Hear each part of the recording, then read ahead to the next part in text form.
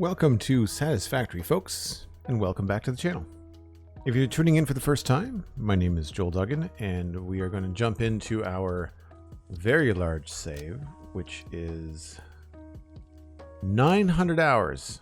Just past 900 hours. That is both cool and a little scary. We're working on a large factory project. Heavy modular frames requires a lot of logistics. And I think we're at a point today where we can maybe even lay in some machines and start to think about how we're going to decorate things. So I want to use the blueprint designer for that if we can. I haven't quite figured out how we're going to use the blueprint designer with floor holes. It might mean that we have to remove foundations for it to work, but I think it could be a solid way to attempt to do it. I think what we're going to do, instead of laying out like tons and tons of machines, we're going to do it either in singles or in pairs. But by using the blueprint designer, we're going to save ourselves a ton of time. An absolute ton of time. So this is Devastator. We are modeling it after the 1980s Transformer Combiner. Got a bit of inspiration on a separate image here. You can sort of see some of the shapes, certainly some of the colors that are starting to come through.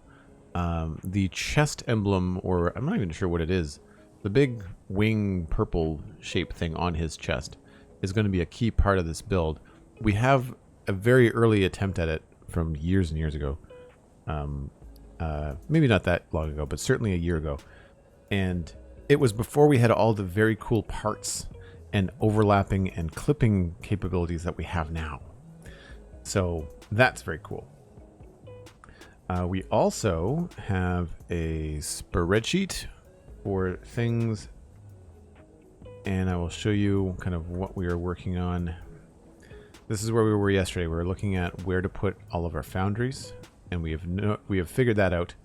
I don't think we have figured out where we're putting the limestone. We know we have the limestone coming in, limestone mine number 1 in the Rocky Desert. We just don't know where the location is going to be. On the interactive map, which I believe I have loaded with my save. Still thinking. We'll come back to that, I guess. So the limestone is right there. That's the miner. That's got the limestone on it. So now we have to decide where we're going to make the limestone. We're making the wet limestone. And my guess is that that back corner is going to be the best place for it because it's going to be close to the water that we're bringing in across the back there. So let's go scope that out.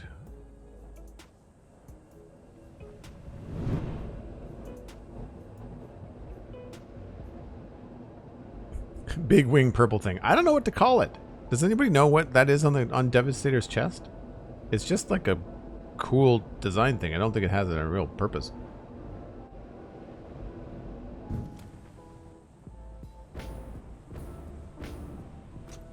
Nice soft landing.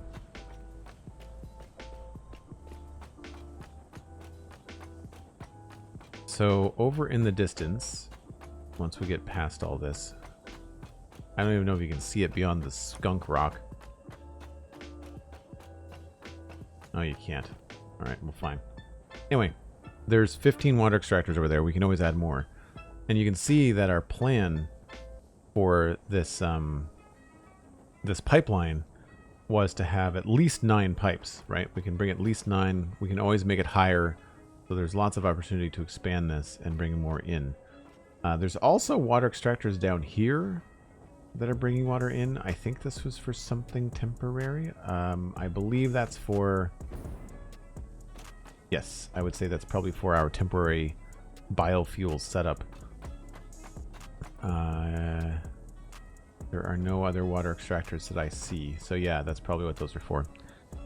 Anyway, right down there, you can see where we would probably have our refinery. And we would be bringing the concrete all the way down here, which means the main bus really needs to probably go all the way under the floor here.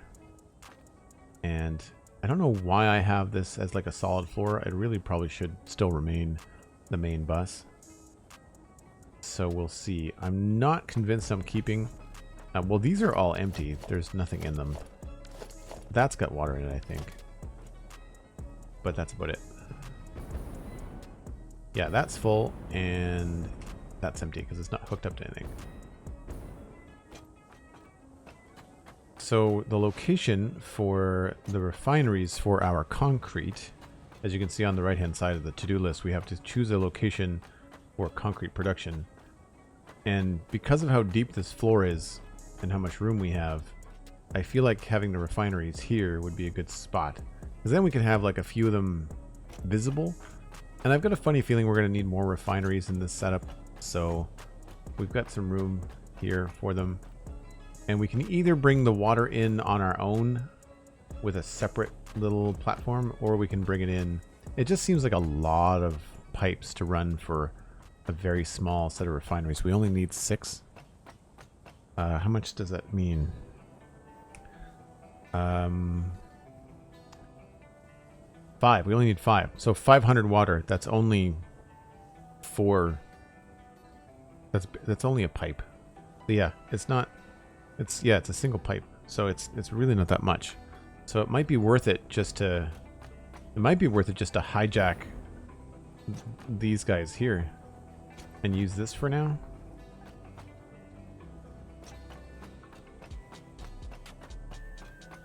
But there's also water access right there as well. We can just kind of make it possible for our refineries to be moved in the future. Moving 5 refineries is not a big deal. The more important thing for me is trying to sort out the main bus. And as I mentioned, I did a little bit of work down here, so this is all cleared.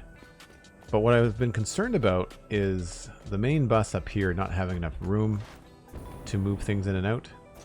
And so I'm thinking about having it be an in-ground main bus. That would mean making some adjustments along here, but we could basically like dig a box down and have this be wide open space for whatever we want. The only problem is that in my wonderful, and I'm being sarcastic, planning, this rock is in the way. If I wanted to have this bus drop down, that rock is just like straight up in the way. So I'd have to somehow start the bus closer or have the bus go around it. Yeah, right now the bus goes over it. But once we get past that rock, we've got like 16 meters. At least 16 meters. Depends on how high that rock is right there. I would say probably 16 meters would be our max. Yeah. Oh, and then it would get a little bit narrower down here. Looks like we only have 8 once it gets to here. But around here is where the main bus is going to be starting to get kind of narrow anyway. So it might be a good chance for us to have it be a slightly different. Shame it's not a rock we can explode. Yeah, I agree. I would like to get rid of it. I can't remember who I was watching. I think it was maybe What Darren Plays. And they were saying how epic it would be if Satisfactory turned into a... Oh no, it wasn't What Darren Plays. It was... Oh, what's it, Mr. Rockstar? We rated them the other day. We were new. We were new to their community, and they were saying how cool it would be if Satisfactory had editable terrain, sort of like how No Man's Sky lets you flatten things out a little bit. Like, it would be nice if you could do that.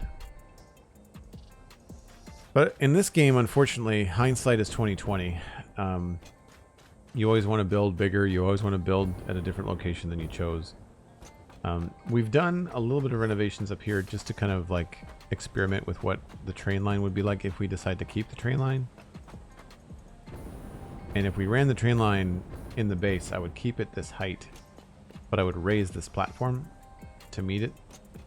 So we would keep this height and raise everything here up to meet us. That would give us more room to go over the rock. So that could be good too. It wouldn't necessarily look like it's coming up and over the rock. We could extend this to the point where it's just past the rock and things are happening. I could also hide the rock and clip things through the rock and just not tell anybody. So shush. See, I think that maybe that back location for concrete is good. I think it might be time to take down our temporary biofuel. But you can imagine this whole section, if this was deeper, you know, like right here. Like we've got all this space. Except for in locations like that, right? So there's a couple spots where you're just kind of like, it's such a good idea, Joel. And then it's like, but there's something that you can't move. And it's right there. And it's right in the middle of the bus. Like, there's a reason why I chose this height. You know? So if we did like a deeper bus, we'd have to do it sort of like in the middle. And that could be cool. Like maybe the bus isn't flat. You know, maybe what we do is like an angled thing.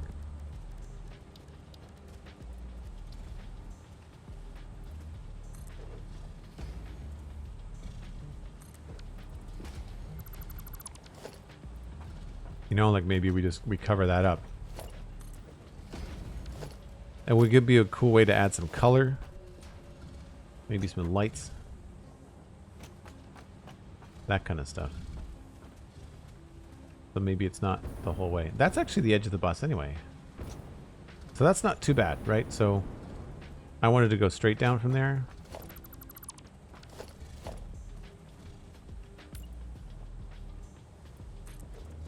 But obviously straight down, you end up seeing that. So we could even go farther.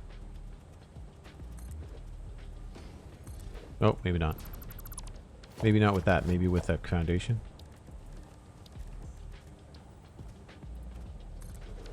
Not even that. Maybe we could go halfway.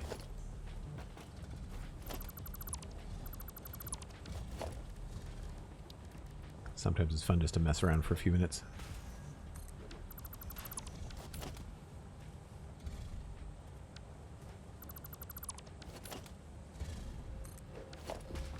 That's kind of the extent of what we could do.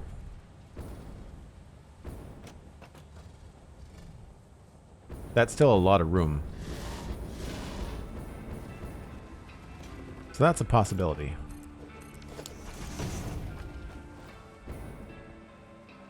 Because I'm not finding this horizontal main bus is working for me and how I want to plan things out. Alright, so step one is going to be to get rid of the temporary biofuel. So this turns things like leaves and wood and flowers into various things. So the flowers get turned into color cartridges, and everything else gets turned into biofuel, and it's currently not working. So we're going to need to put that away.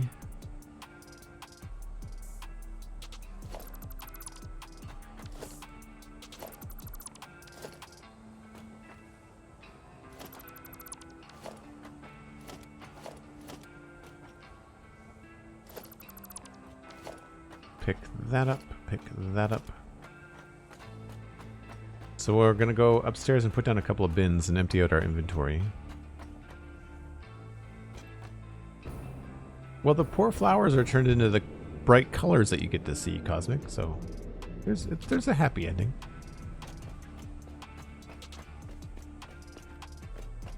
I guess we'll just do...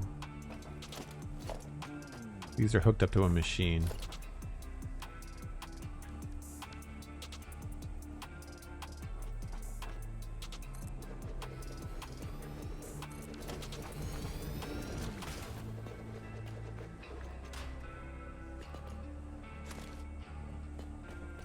Actually, I realize I'm going to need my gas and the hover pack. This should be it.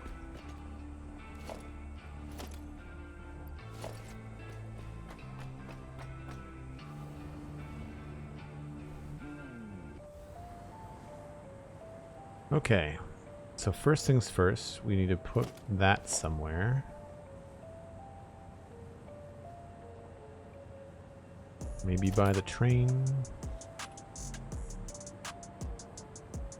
I guess we should probably put it up where we just were.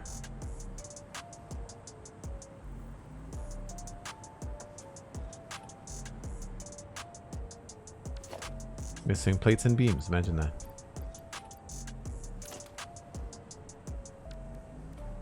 Nope, not plates and beams, missing pipes and beams.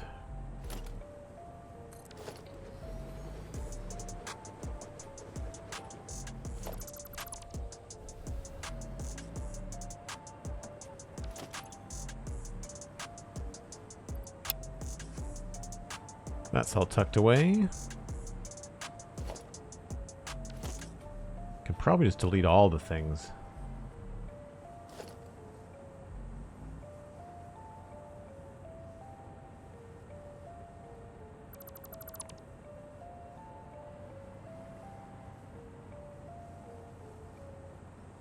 Just don't want to go all the way to the floor.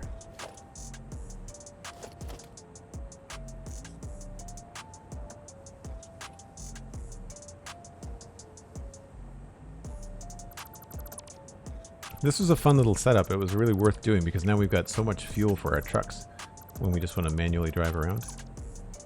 This is going to be a little bit easier closer, I think.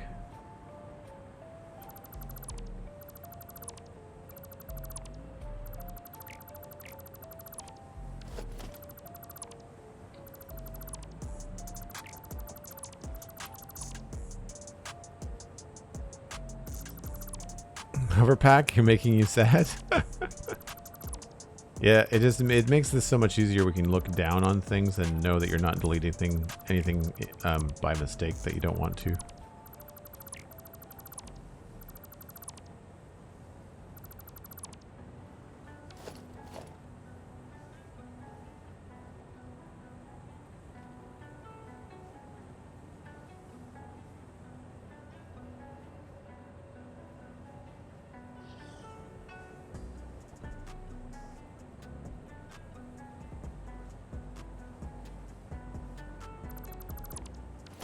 Frees up a lot of space real quick, though.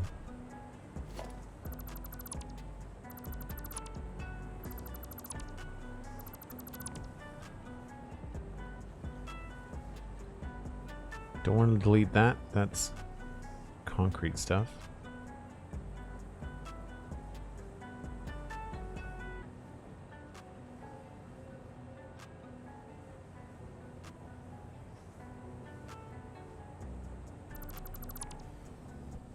There goes the power.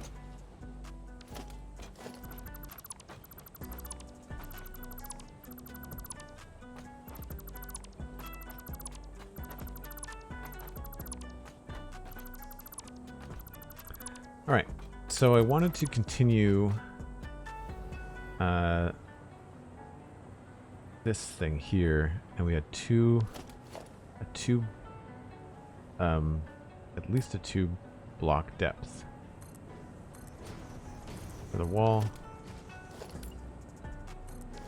Can't remember what I did over the other side.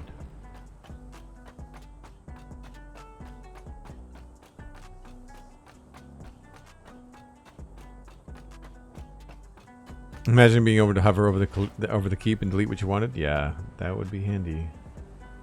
So we've got a space, and then we've got at least a 1 thick situation.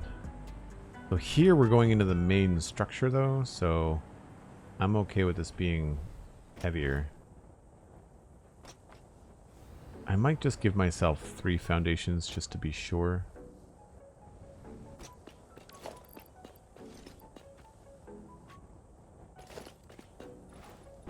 We've also got this situation to worry about, and I don't remember what's underneath this. Oh right, this is because of the change in terrain.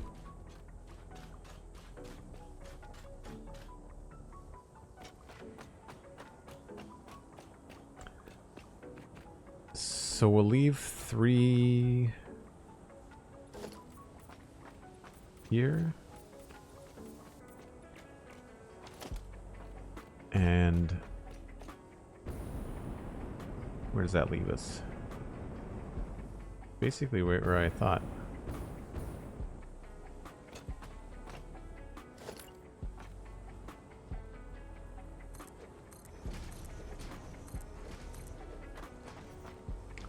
So this could be a wall. This doesn't need to be there.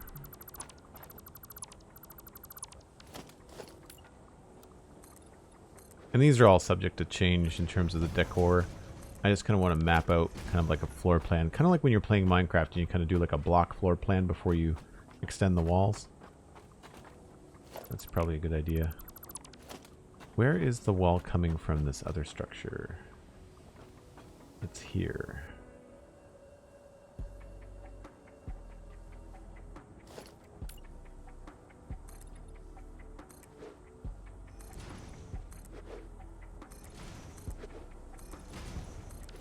There's no reason to have that space. Right, because we're going to be in a different building here. I think that's the thing I got to remember. This building is stopping, and then this building is starting. And I wanted to give myself a nice, heavy, 3 foundation wide chunk to the outside of this. Which we are, I think, expanding into. We're going to have to be careful here. Don't remember what this was. This was supposed to be something else. Oh no, we moved those upstairs, didn't we? The other... Yeah. So this is probably... I probably need to change this.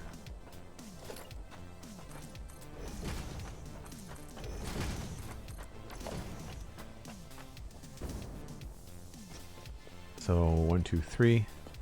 So this is the space that we've got, I think. Oh, that's why that's out that far. Okay. Something I need to remember is I need to plan things like stairwells. Places for us to get up and down easily. And I think some of the ways to do that are like when you've got these weird things here where the rocks underneath come up and create problems. I think this is a cool opportunity when you can kind of like close something like this off, but then perhaps add staircases in where you need them.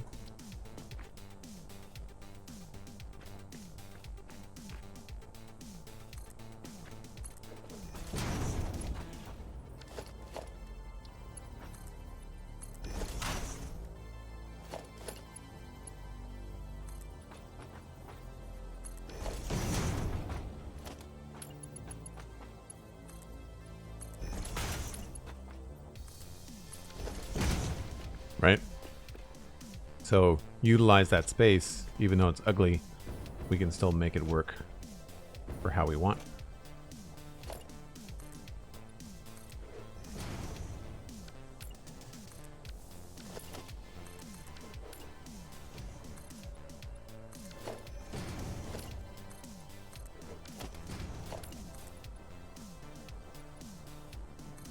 We just have to find a way to hide certain parts.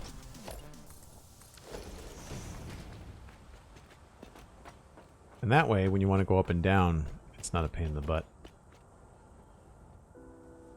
So what you're working on right now in terms of planning space out like is actually really helpful for me at the moment, says Cosmic. I'm just about to start setting up a proper starter factory. Now that I have coal, I'm struggling to visualize how I want everything set up. Yeah, I would say the main bus is a great way to do it. And if you're looking for simplicity, look up vertical main bus on YouTube, because essentially what that is, if we can use, let's use a foundation to visualize this. So let's use the 4.5-meter foundation. Put this up like this. So imagine this is a stack of conveyors. Like, you're going to have all kinds of cool stuff coming in. You're going to have iron ingots. You're going to have, or your ores are all coming in. And then when they get to your factory, they'll turn left and they'll get turned into ingots, and then they get spit back out and they join back onto the belt again, just at a different level. So this would all be like various levels of belts, right? And you can do it any way you want. You can decorate it however you want, but you just have like belt, belt, belt, belt, belt. And what's cool about that is that when you have all these belts, when you want to pull something off of it, then you just make a conveyor lift, right? You can just, I can't make one right now because my inventory is empty, but you just make a conveyor lift, and then you pull it down, you get the thing that you want, and then you put it back up, and you put it back up with a conveyor lift, and it just keeps on going. And the theory, the design that I was looking at has a belt on the bottom that has like low inventory things like computers, stuff like that, things that you only make like 1 or 2 a minute, and then all the other belts were like super fast, right? And you can have several of these. Like, you can have like 6 or 8 of them. You just have to give yourself lots of room. So you'd have one here, and then you'd have one maybe here. You get 2 big foundations in the middle, so you have lots of room to pull down, send it somewhere, you know, put it back up, send it somewhere else.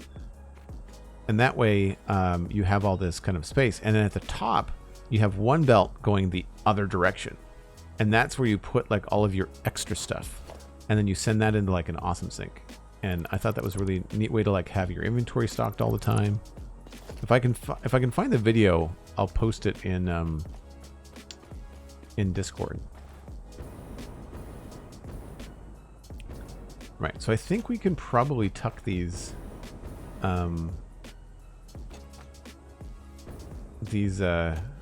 refineries in this space here. So I don't need that wall. I think this was a mistake here.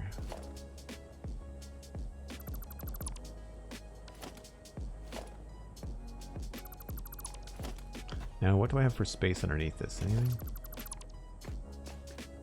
Very, very little until we get way over there.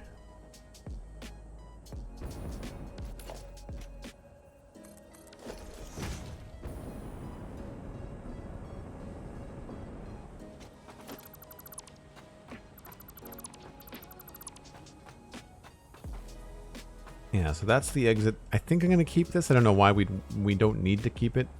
So I may be arbitrarily making myself less room. However, this is definitely like a rock thing that we can't move. So that box kind of has to stay there. So this felt like a good opportunity to find access to get under the base if we need to. So if this is where we're going to put stuff, let's give ourselves a pretty wide walkway, right? Always build bigger. You think I want a 1 foundation walkway? Screw it. Give yourself a 2 foundation walkway.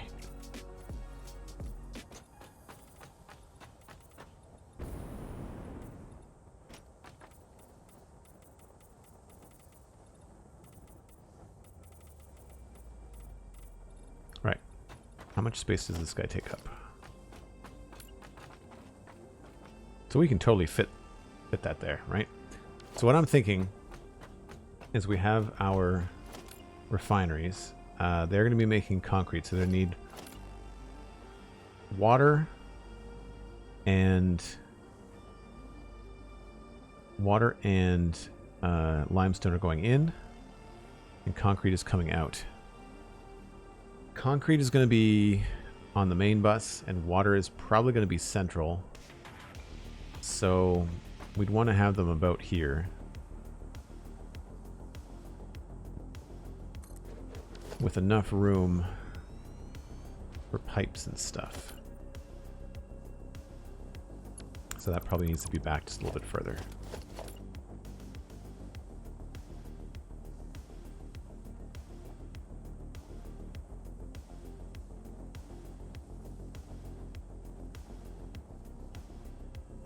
Maybe there.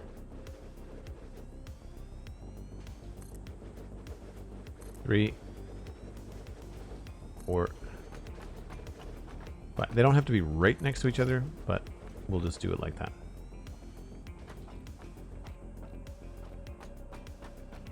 So that gives some room if we want to like come into this room, if we want to do some sort of like walkway around. There's lots of space for that kind of stuff.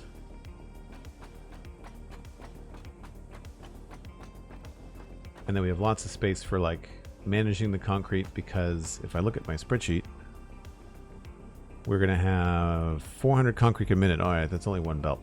That's fine. And that's the thing, we don't really have anything on the main bus yet to send stuff back. And that's why I want to see if I can get access to a section of the underground. We've got also this giant thing here that's just built over the box. Like, I kind of took the height of something that was the tallest thing, and I just thought, let's just make a big box to kind of like say, look, simply, you just can't build anywhere in here without running into space issues. But this gives us an opportunity to take something like that concrete and take it out here and send it where it needs to be. So I think that's probably pretty good. We'll figure out the final placement of them later. But I think in general, that little nook, because of how few refineries we need for this project, is probably a good place to start it. And we could always, like, if we wanted to, we could just kind of expand them to take up this full space. Give them some room in between if we wanted to. That kind of a thing. Get creative with it.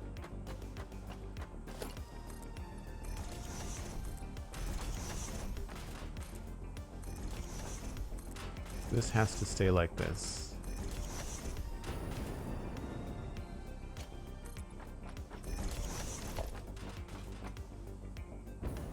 And I don't remember why this is out this far.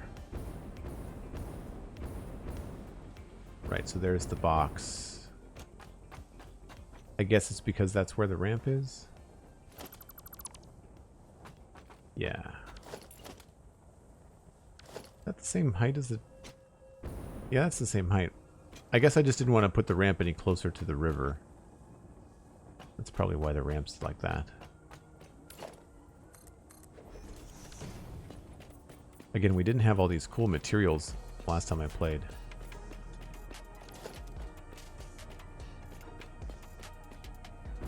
Just trying to think about why I might want to have this here and what we could use this for, but sometimes you just have to say, like, well, arbitrarily we'll want to have some just different design choices so that you're not dealing with a giant empty box all the time.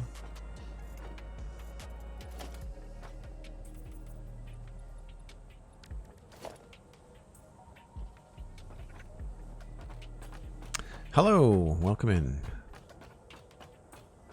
So this is making concrete using an alternate recipe. Yes, we're making a concrete using a refinery.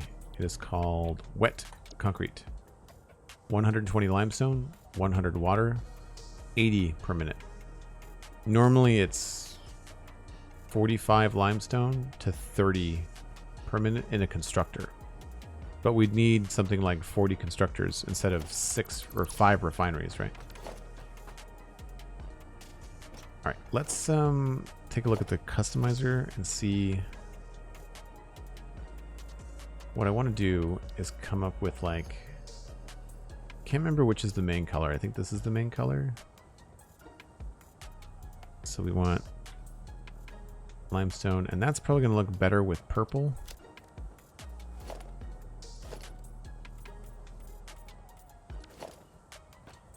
Of course, the sun's gone now.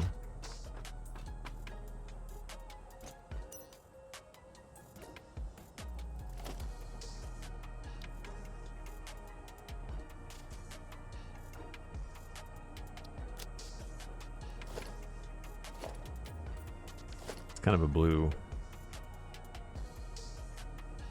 Weird how it looks odd in a shadow, but looks great in the sunlight. Like, there's weird lighting happening. It's very much purple. Like, it's not blue, right? That's purple. That looks cool, actually. That looks like a transformer I had when I was a kid.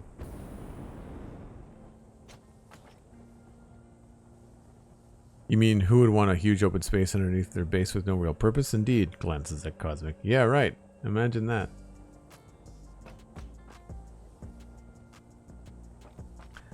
Okay, so I think that's good. Now we just need to bring the concrete all the way out here on the main bus. Now, I've not actually brought something this far, I don't think. The farthest I've brought something on the main bus is right here. So we'll just have to figure out where is there space.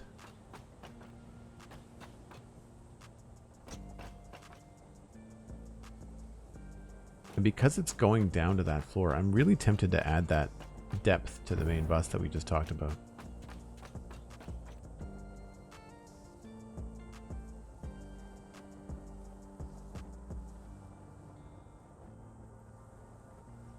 Okay. So we've chosen a location for concrete production. Location for modular frames, location for encased steel beams. We also need to figure out where the water is coming from. And spreadsheet says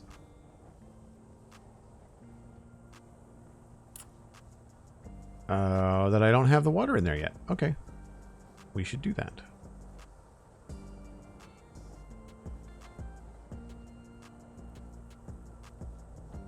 Do I have water elsewhere? I'm sure I do.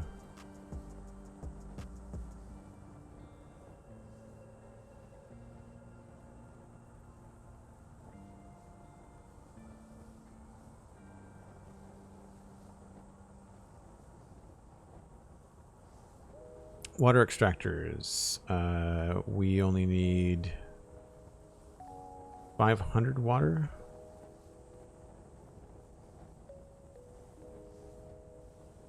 Which is one Mark II pipe. And extractors do 120 per minute.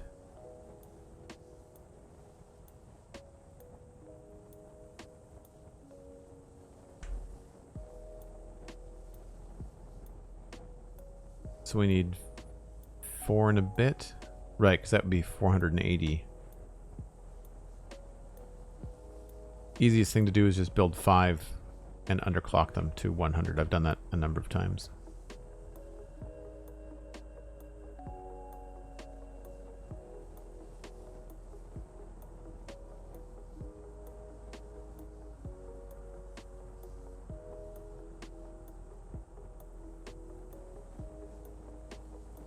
I don't remember what percentage that is. Guess I could do the math.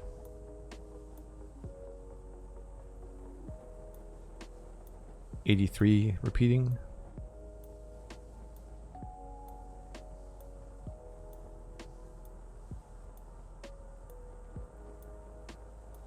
$100 meters cubed of water per minute.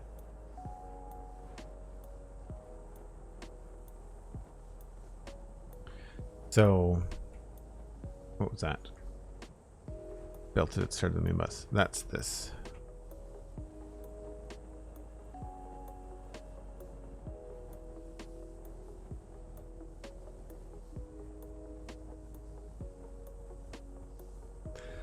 So 5 water extractors, 500 water going into the refineries.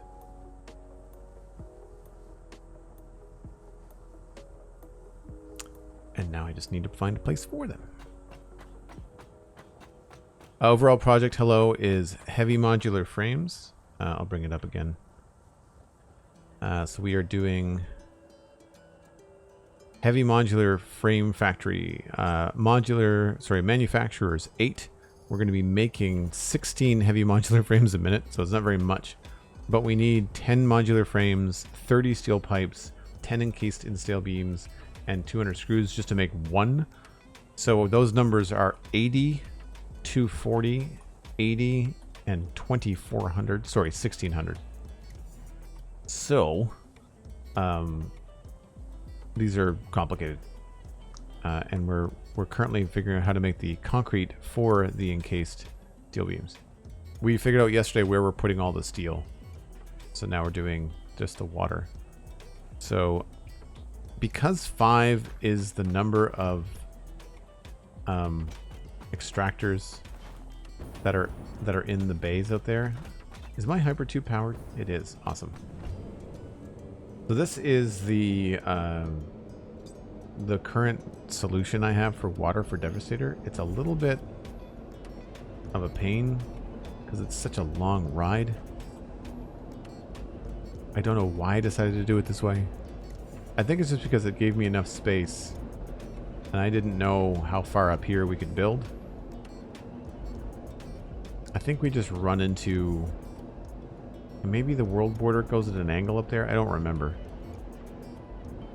But this is all going to aluminum, and currently aluminum is actually not working very well. So we could just steal a few of these. That might actually be a bad idea. Rather than building 5 new ones, we could just steal 5 of these. Now these are, I think, are all at full production. So we don't really save that much if we underclock these. So it's 20 megawatts. It doesn't change the megawatts until it comes back on. So we could just do the full pipe of 600 and have the extra water. Maybe we could find something else we could do with it. But where this is already belted up and working, I feel like we can just use this facility. Eventually we'll have to run more pipes for aluminum anyway. And because this doesn't involve aluminum at all, heavy modular frames is purely steel and iron. Is it sealing if you take it from yourself? I don't know. Let me ask. He says no. So this is already sorted. I think that's probably the best way to do it. The only thing I might do is just move the pipe so it comes into the base at a different spot. Rather than all 3 of them being on the left. At some point, we'd want to maneuver it so it would be coming in on this side so that it would come in and go towards the refineries. And so if we use that interchange, this is where they all come in. And the plan was to have them come in here and look cool. But I might want this space to be much larger. And that seems kind of low. So the other thing we can do is they could just come straight in.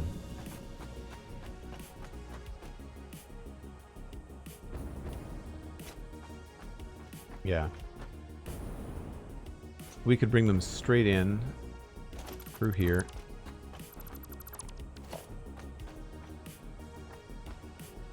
Yep.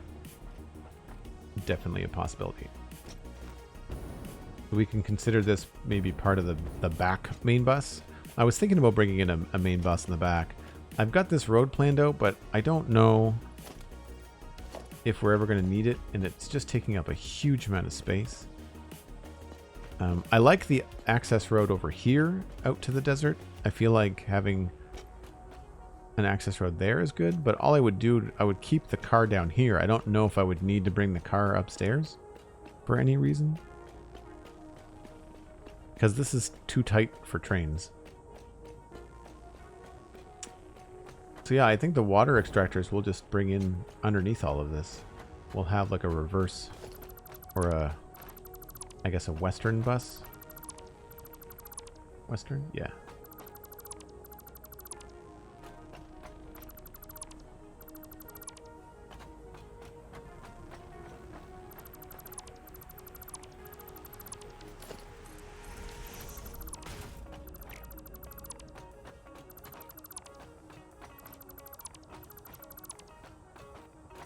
I think that one stays.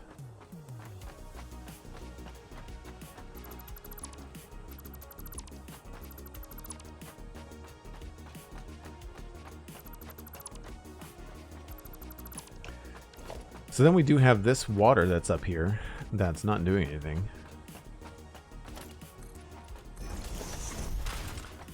So that could just mean like probably cleaning up the back of the base. That's probably what we're going to end up doing with this. We'll probably just remove it all. I think it'll just end up looking nicer if we don't have to worry about this. We'll keep all the water in the pipes coming in via the western bus. Thanks so much, hello. Appreciate you coming by. Enjoy the lurk. Enjoy the rest of your day.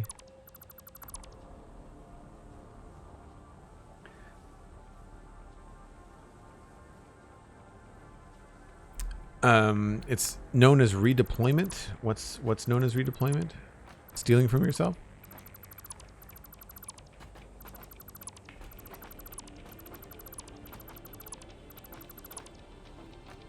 Now, what is all this powering? Pumps.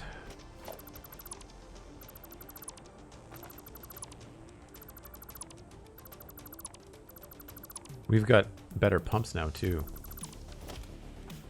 I'll leave that there just in case I change my mind. You are powering the pumps. I guess I'll leave that connected.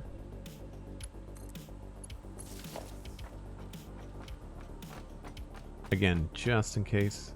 Plus, it's good to have power down there if we need to fly around and delete stuff. So we'll leave that set up. Hey, it's nighttime. And that's probably a decent opportunity to take a break.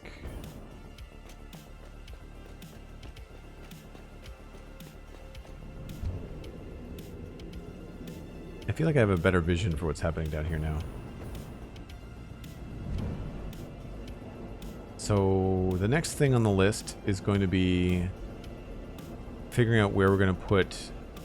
I think I need to actually lay out and label the modular frames properly.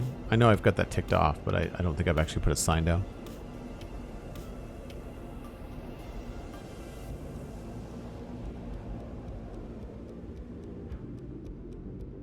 Why is that slowing me down? That's weird.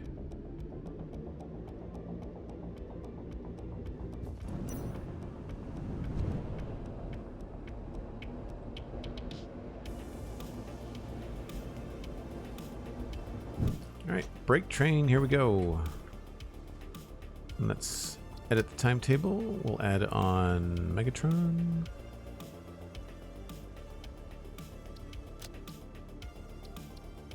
And turn on self-driving. I take a break once an hour, folks. I encourage you to do the same. And if you're enjoying the stream, maybe tell a friend. We are always trying to welcome new people to the community. I'll be back in about 5 or 6 minutes.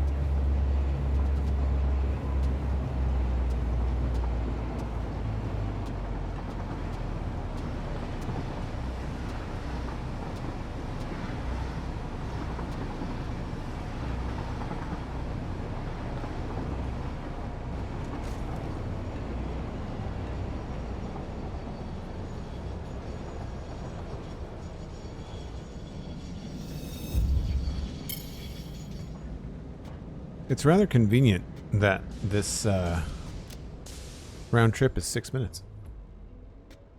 Thanks, Dan. Thanks, Cosmic. Thank you, Cal. Not quite daylight yet, but we're getting there. So I have no stuff with me, so I have to go back.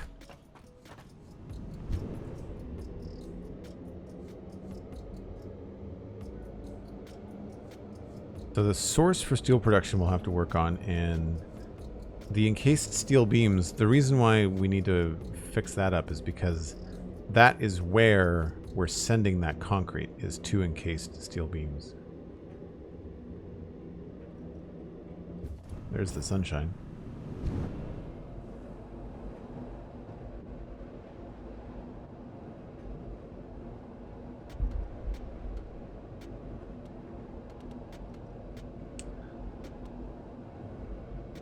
Yeah, I'm really looking forward to changing the way that all this looks. I've learned so much since I laid out the kind of like the sketch that we currently have for this factory.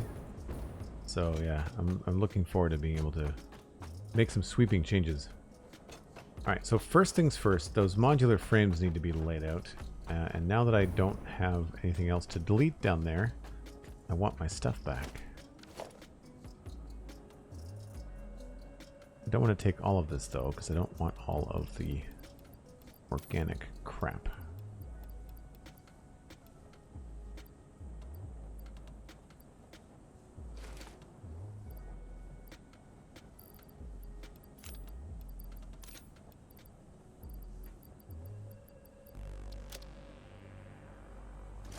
Oop. So what do I have too much of? A lot of pipes. I don't need all those pipes.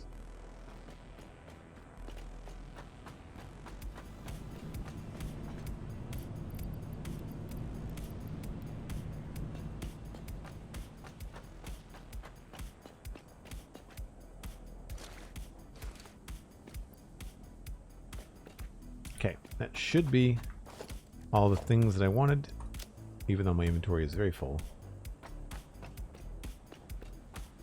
Can I borrow some sunshine?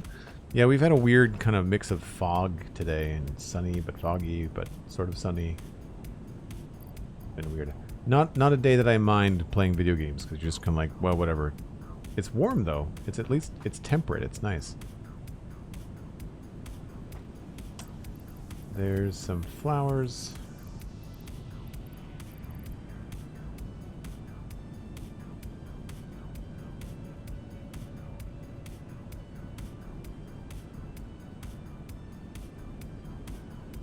I don't need the extra silica, so I'll put that back. Don't need the extra gas canisters either.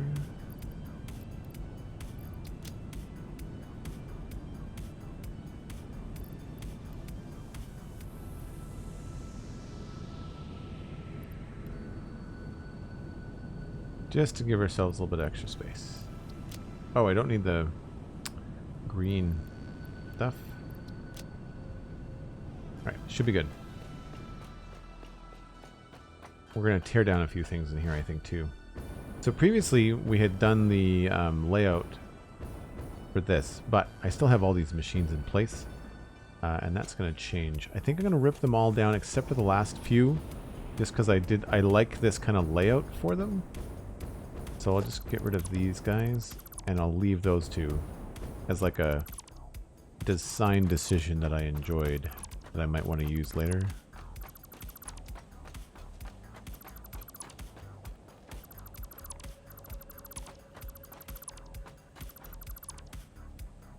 You can borrow the sunshine if you'd like. It's cracking the flags. Wow. Alright, so we'll remove all of this. Uh-oh. I knew it. Spoke too soon.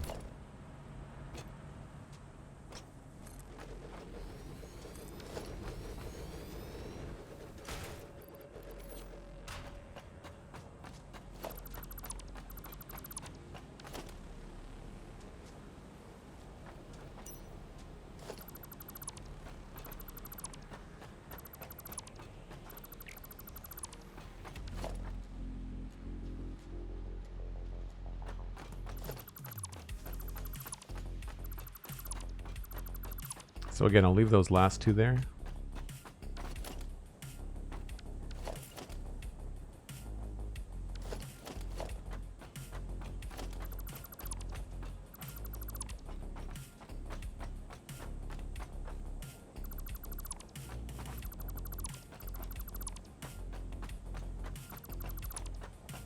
Don't need that anymore. What's in here? Awesome. That worked out ideally. Actually, that should probably just go straight in there now.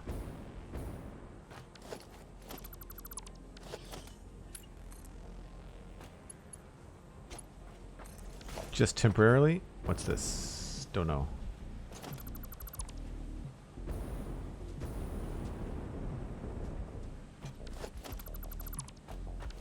These are oscillators. Can move those later.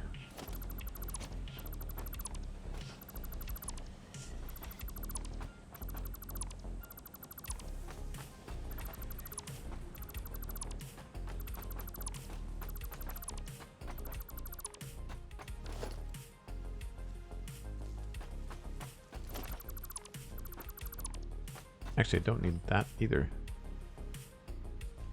It's nice when you can delete stuff up in the air because you don't have to worry about what's behind it.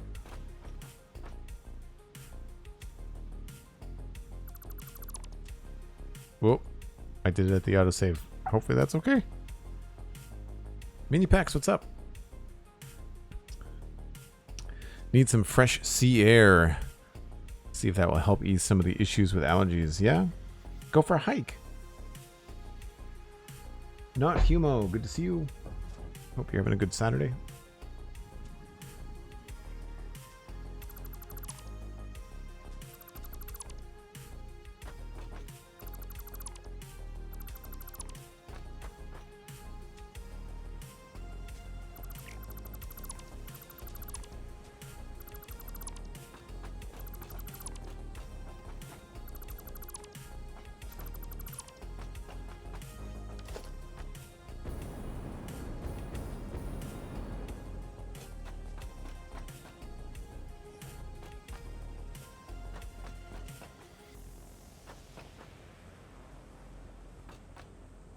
Don't think we need this here either.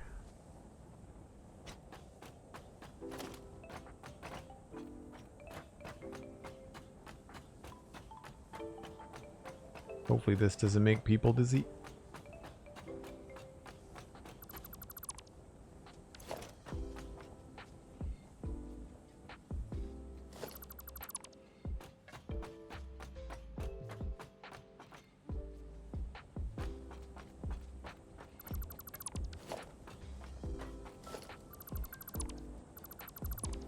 Cool. Now we can replace this. Actually, is this supposed to be a hole? Yeah, this is supposed to be nothing.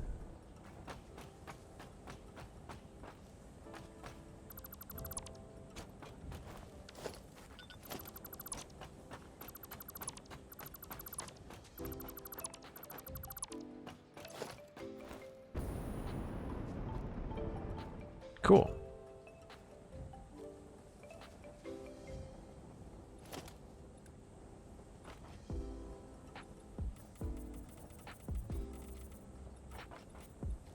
This is our modular frame setup. That's a different color.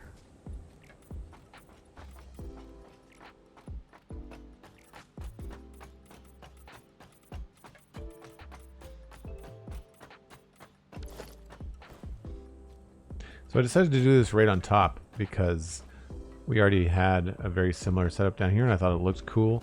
So we'll just kind of continue with that design. That is outside of the box, so we're good. Don't have to worry about that.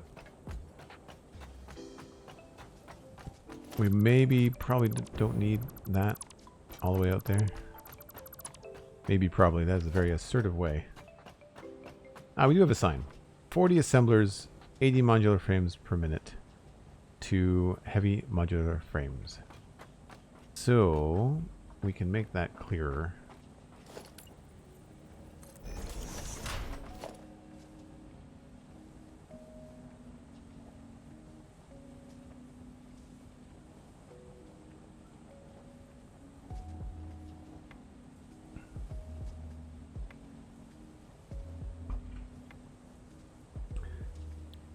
we'll copy, paste, doesn't matter. Select image, modular frame.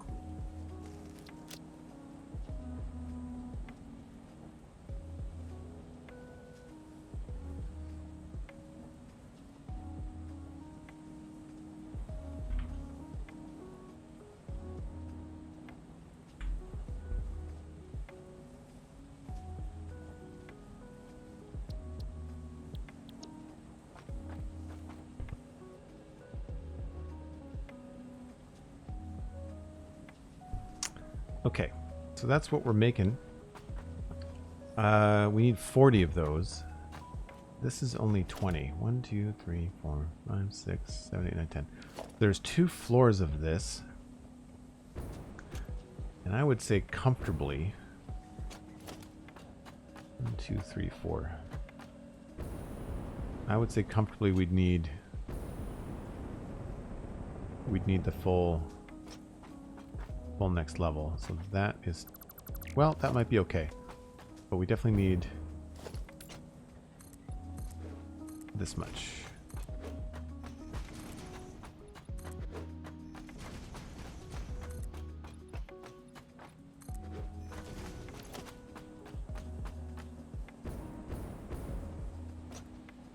Yeah, I don't think I want to get any closer to these guys.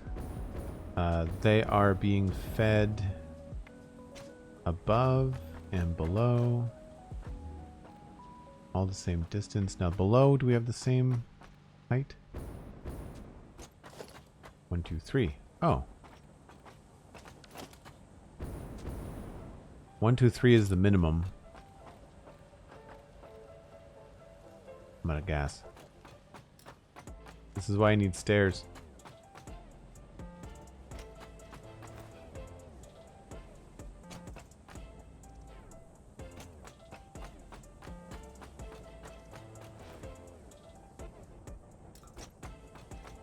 What am I building? I'll show you. Let me get upstairs.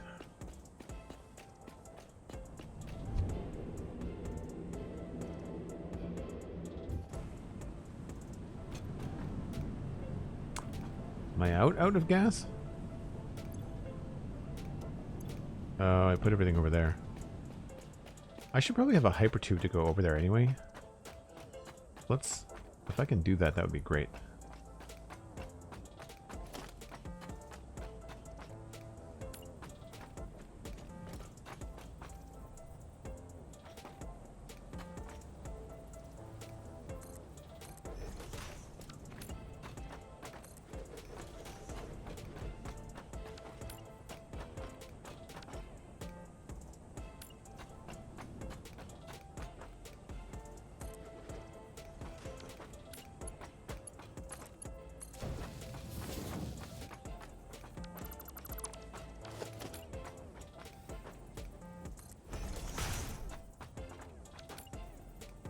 Sometimes it's nice just to kind of play around with this stuff.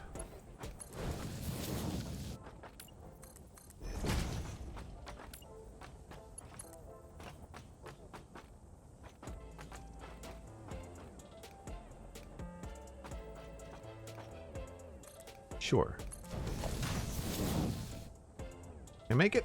Oh, yes. Leap of faith.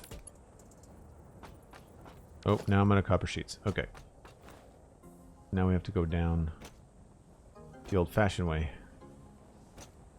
Thankfully with Blade Runners you can jump pretty far. Here's my stuff. Like, isn't it strange to people watching, like, how dark it is in broad daylight? Like, the back side of that is very, very, very dark. I'm hoping that the Unreal Engine 5 update is going to change that. Alright, so this space here is going to be 40 assemblers, which that's what 20 assemblers looks like. So there's another floor down below. That's a copy of this. So we're doing these 2 floors, again, immediately on top of one another, just because it makes the most sense. So 40 assemblers making 80 modular frames. The 80 modular frames are going on to heavy modular frames. So to show you what that looks like, this is the big production piece. The manufacturers doing heavy modular frames, 16 a minute. We are laying out that. The assemblers making modular frames. So that's the first component there. We're just choosing a spot for it. We've chosen a spot for the foundries. We've chosen a spot for the limestone. We've chosen a spot for water, and we've chosen a spot for iron and all this other stuff. We've also sorted out this. So the only thing left to do is choose where these are going. Well, not choose, layout where these are going. We've chosen a spot. We now have to figure out where these are coming into the place. And I don't know where these are being built. Probably on a higher floor. These are probably going to be higher. We only need 8 manufacturers. That's not very many. That could be in like a really cool shoulder of Devastator or something.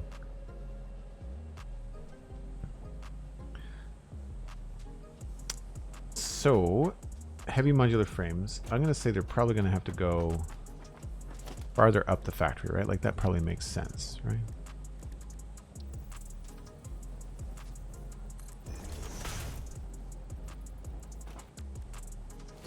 Wrong size.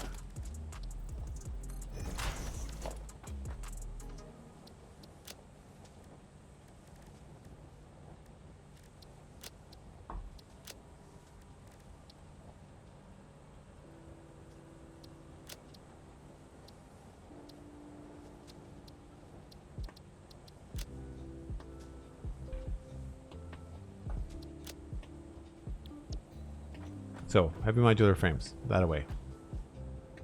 And you can see the export is like at that stage right there. So that's where this comes into play. We also have the wall that we can use. So heavy modular frames are going to go this way. We need another floor of these. And I need to decide if we're doing this. I guess it probably makes more sense to set up a higher window.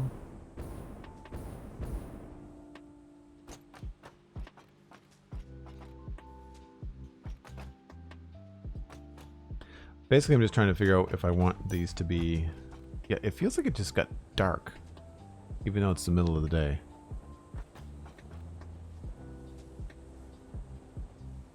So the decision I'm trying to make is like, do I want that much space? 4 meters above them? Or do I want just that much space, which is like 1 meter? That feels a little bit cramped. And I think we only did that because of the space that we had here. I guess we could have sunk the floor too.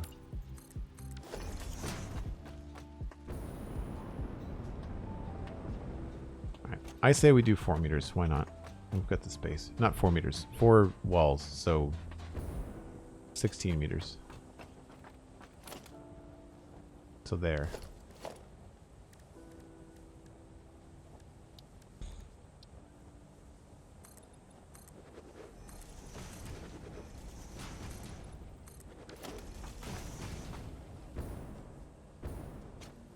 So that's going to be wrong.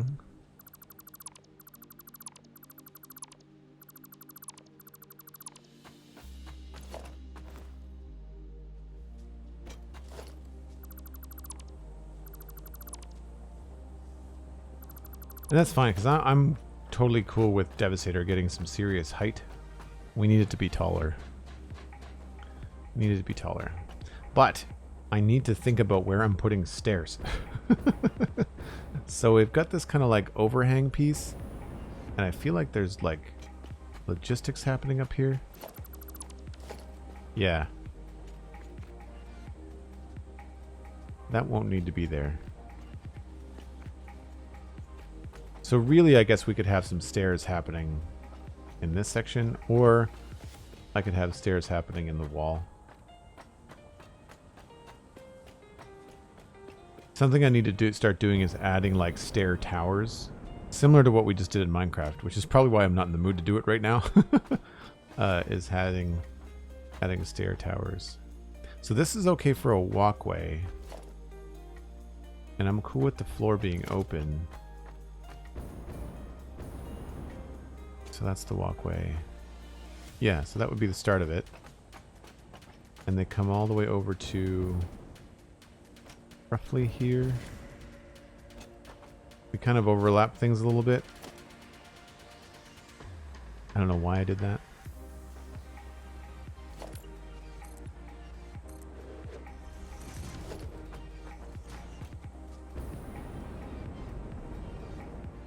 So I'll add to this sign.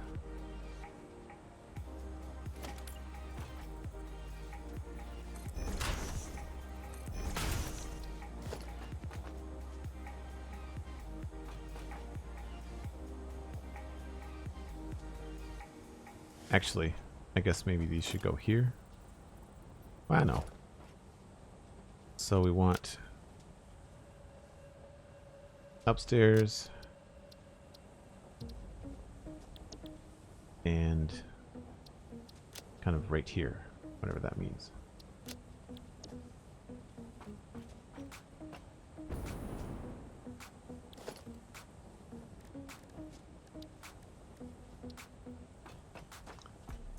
Don't have rotors.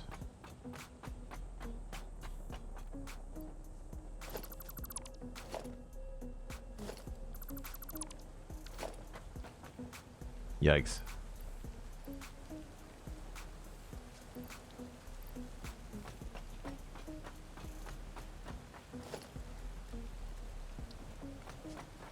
I still don't have rotors.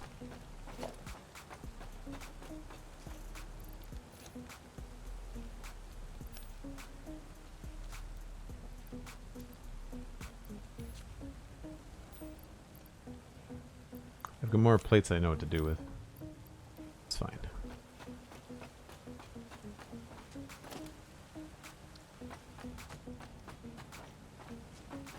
So they look like they are right up against that line.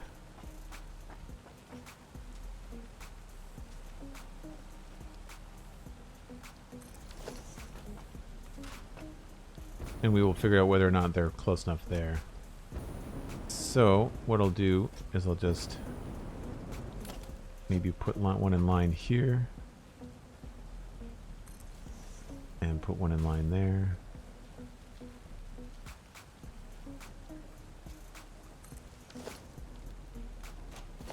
So that's what's happening there. And then up here,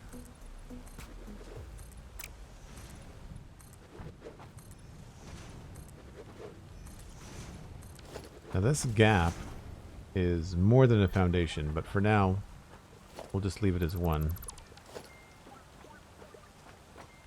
And I guess we just kind of hook them up with belts. I basically just want to put like a template of what we can expect, you know?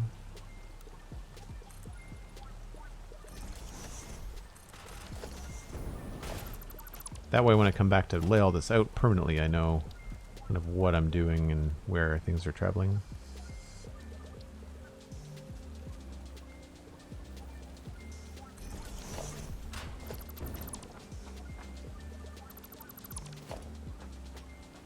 And then it just needs to be the same thing on top.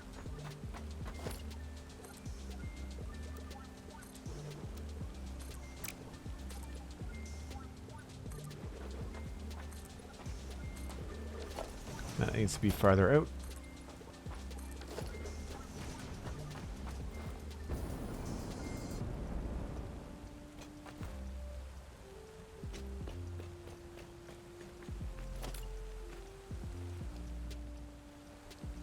Were you guys right on the edge? No, not quite.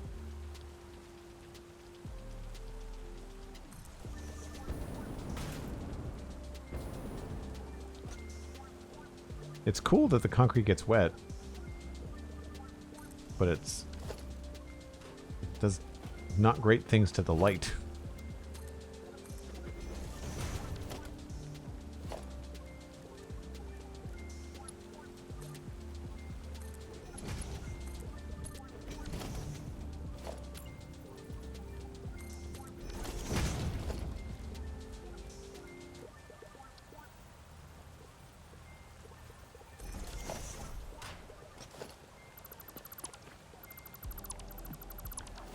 Nice. So that's basically what I wanted to do is just have a sign here that says, this is what we're doing. It's very similar to what we're doing downstairs.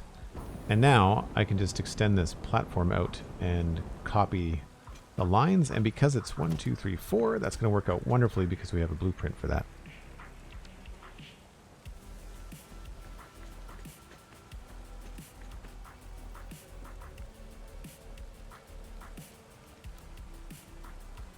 Oh, that's the wrong blueprint. I want this one.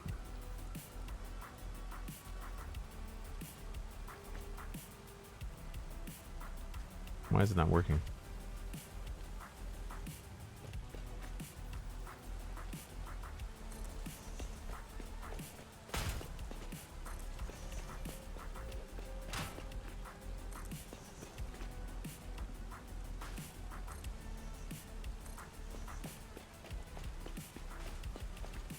Oh, I messed up there. That's fine.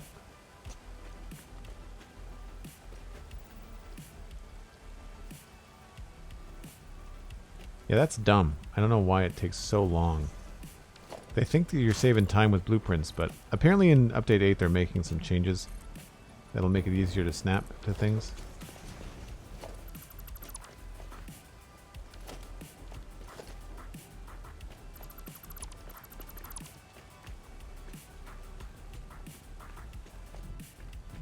So this will end up looking really cool when we're on the ground floor and looking up.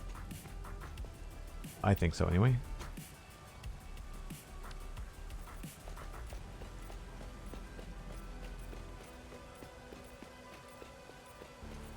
Did I make a blueprint of just a bunch of flooring? I absolutely did. It saves you a bunch of time. So this needs to go over by a bit.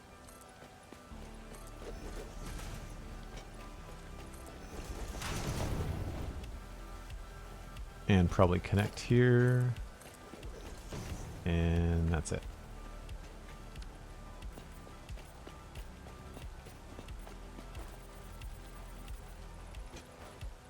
So all this does is just kind of give me an indication as to where the machines are going to go and what kind of space it's going to take up. And you can see we've sort of done the same thing down there, figuring out where we're going to put those machines and all that. Actually, we don't need those there, just those two. That was the main thing. Alright, so that is definitely a location for modular frames. We had checked that off because I had made the decision yesterday, but now we've absolutely laid out heavy modular frames. I kind of wish they would have called heavy modular frames something else, you know? Like, instead of just heavy modular frames, they could have called them, like, I don't know, industrial frames or beefy frames, something.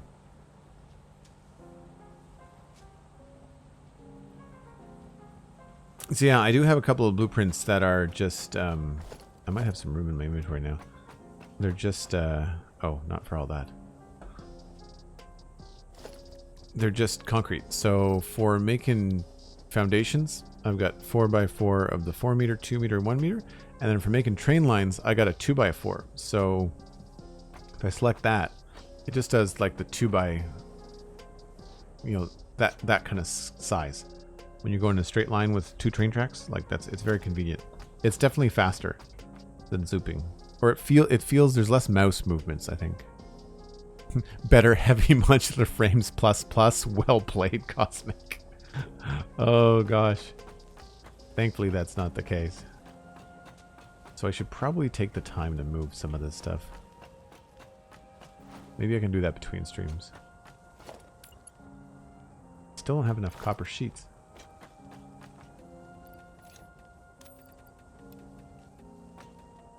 We're going to be back and forth down here a lot, so I feel like a hypertube here is going to be essential.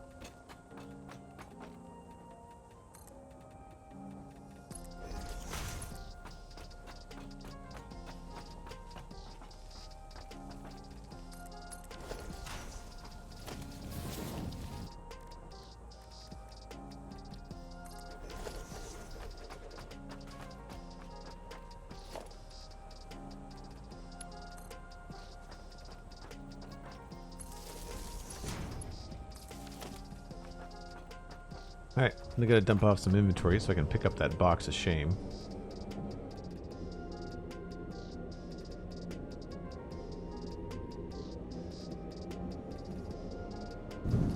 They're not the best when you send them through the walls. They kind of stutter a bit.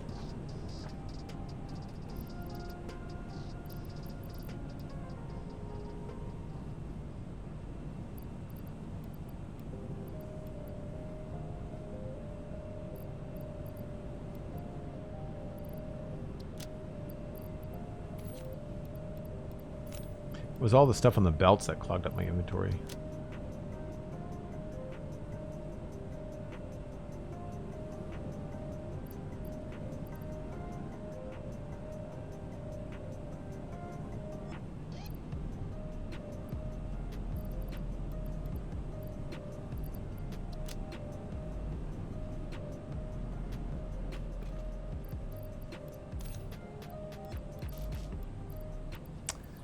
Couple of those, couple of those.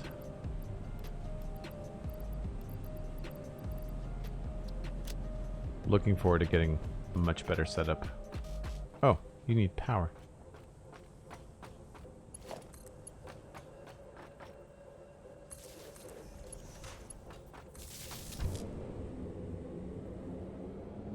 Yeah, I might have to move that.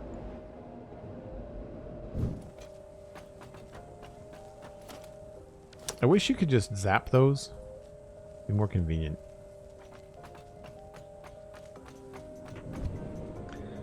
Okay, so that is where the modular frames are happening.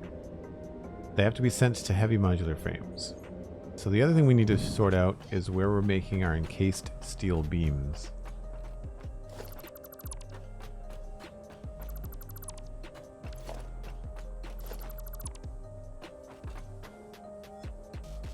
So, look at that. How many of those do we need? Another 20 assemblers. So it's really the same sort of deal, right? So that's steel pipe and concrete.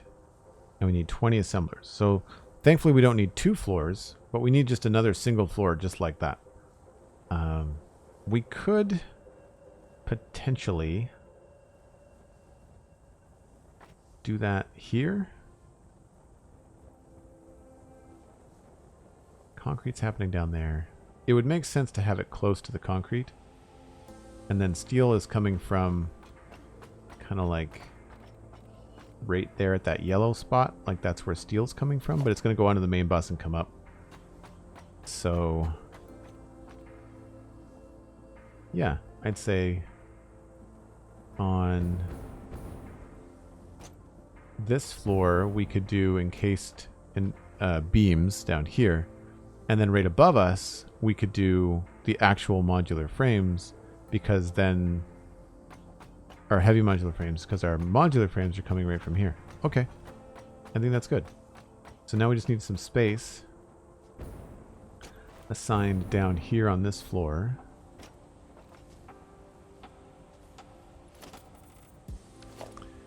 I don't think we're going to keep this. As in, I don't think. I am positive.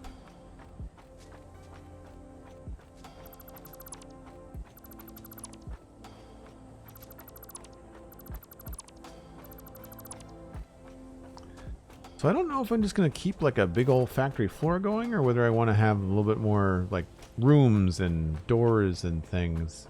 Separation could be kind of fun.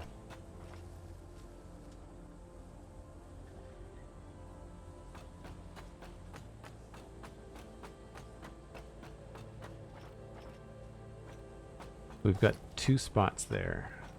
Right, because that's the back of them.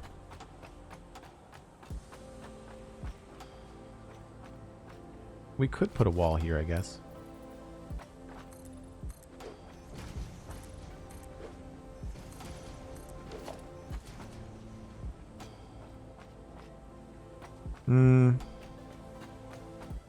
Maybe not a wall, but maybe we need like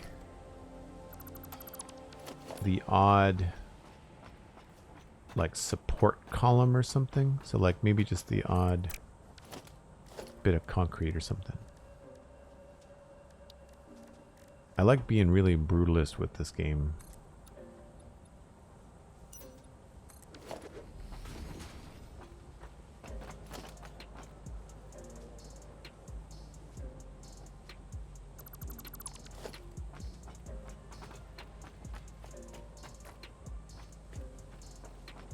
Yeah, something like that could work. Just to kind of separate the sections. And then we'd have another, again, like give yourself more space than you think you're ever going to need.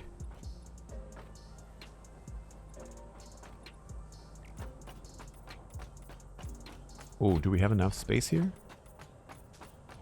I guess that's the other question. I should maybe come in from this side as well. How many foundations do we need for 10 assemblers? 1, 2, 3. Oh, that's not the right number. 1, 2, 3, 4, 5, 6, 7.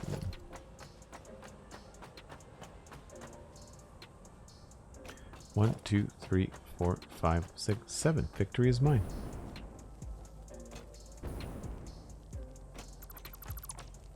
We'll just extend it by 1. That gives us lots of room for the stairs. I like it. 1, 2, 3, 4, 5, 6, 7.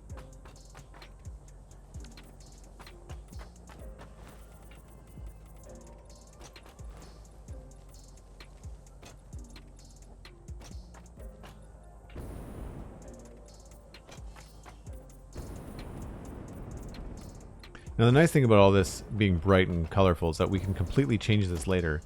And what's cool about it is that, you know, when we decide to like change these to their final textures, we can go into the material designer and we could change these to be like coated concrete. And instead of being painted yellow, we can go into like patterns and do like maybe like cart paths or something, you know, like really kind of make it look like it's meant to be a walkway. So there's some really cool opportunities there. And then we change this back to orange, or we can do a combo. This is the problem I have with my swatches, is that my swatches, it wasn't clear what the two colors were. The bottom color is the color of the foundation, and then the top color is the color of the highlight. So like if you look at a foundation like this, there actually is two colors in there, or they're supposed to be. Oh, they've changed it now. Right, so like purple is the top color. And then if I made it, if I gave it a pattern, person. So he comes out purple because the purple's on the bottom right of 0. So if I did 3, it's purple on purple. 2 would be green on purple. 1 would be the reverse. But that isn't really made clear to you. So when you make the swatches, like I'm tempted to change my swatches, but I'd have to repaint everything in my world. So this like nice orange swatch that works good for this doesn't really work well for that. So for this, you'd want to have something maybe more like a, oh, I did not mean to do that. Too many hotkeys.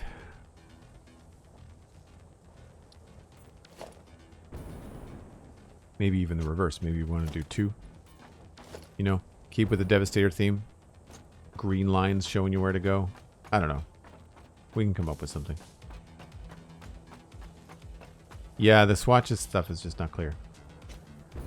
Alright, so this we may not be bringing stuff in from below because, right, this has got no space. Looks like we're going to have a logistics floor. That's cool. That means that these can be a lot cleaner. And it looks like we've got things lined up correctly. So we'll do another assembler. And we'll just kind of roughly put this in here. Let's just go... How much space do they take up?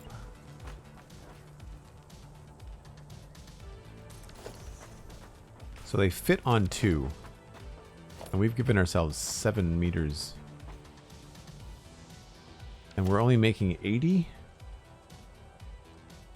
Yeah, okay. So we don't need to have a crazy amount of space exiting here. So this doesn't need to be 7. We can make this a lot tighter. Let's do floor holes. Like so.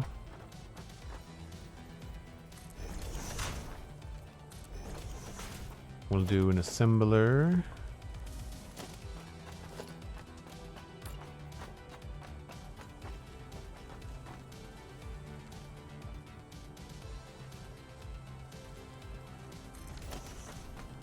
Oh, I had it wrong way around.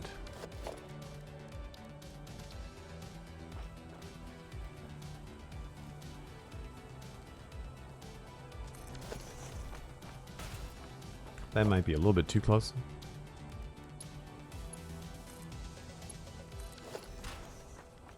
No, that looks good.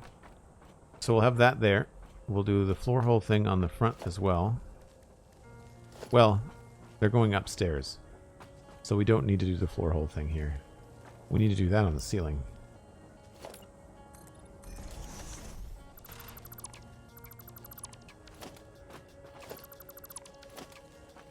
Or these could all be just on a belt, I guess.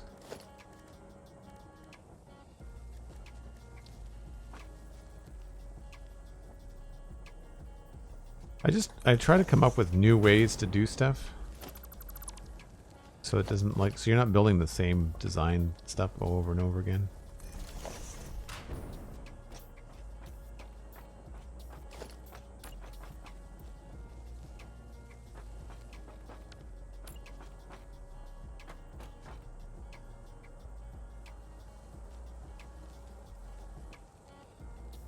Now why it's not locking to that, I don't know. There we go.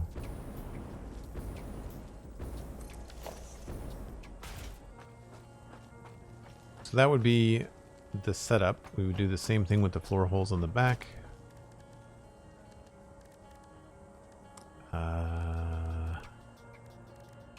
Go.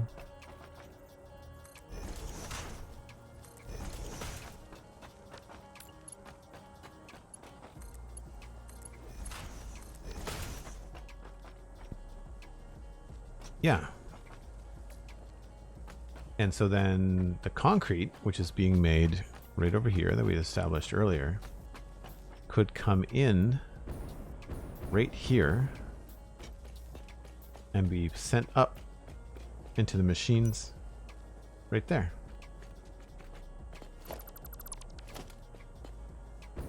Excellent.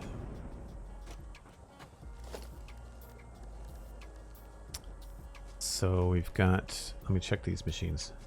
20 assemblers, 400 concrete a minute, and 560 steel pipes. So, organization. Not gonna let me do it.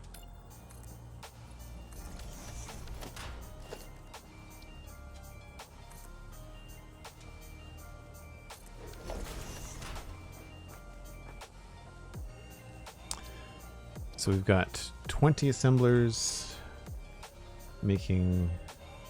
It's funny how the number 80 comes up a lot in this.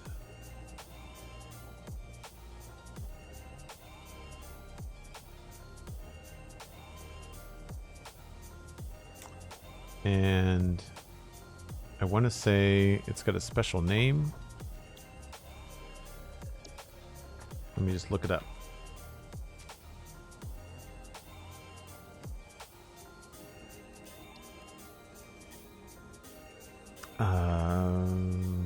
Encased industrial beam.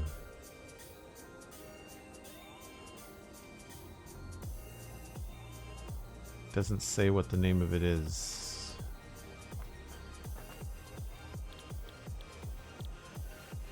Encased industrial pipe.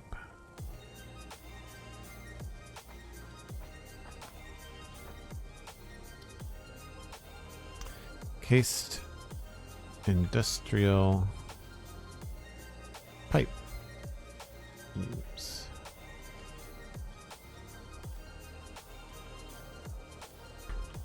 Oh, of course you run into it. Sorry, I'll remember that. And then we need limestone.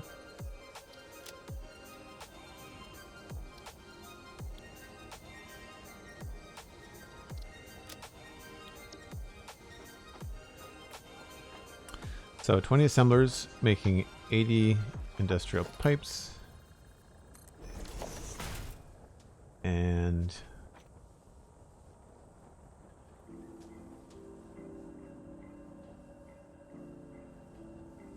this will be the actual image.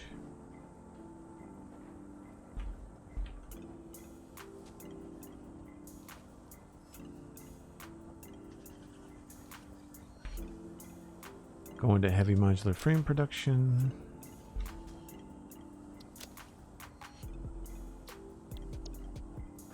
And that's going to be upstairs.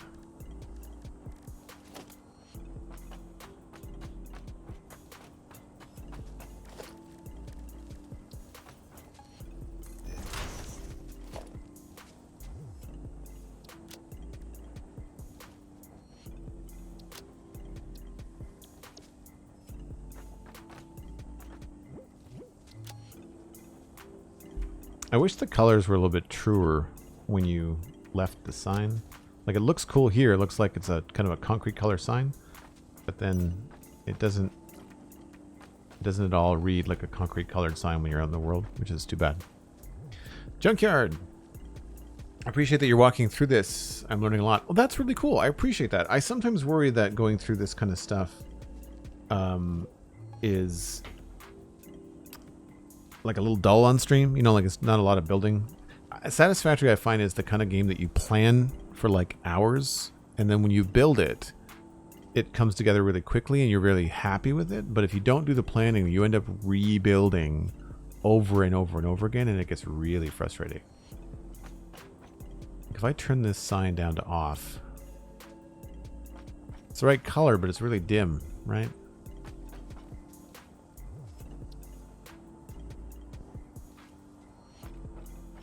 Anyway, the other thing that I wanted to add was that there's going to be a logistics floor. We can maybe be a little bit fancier here. Let's just be silly. We'll grab a 3-meter billboard. Oh, that doesn't line up right.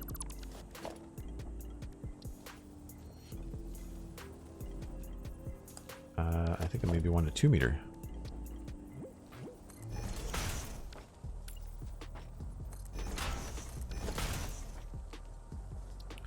Select image. Concrete.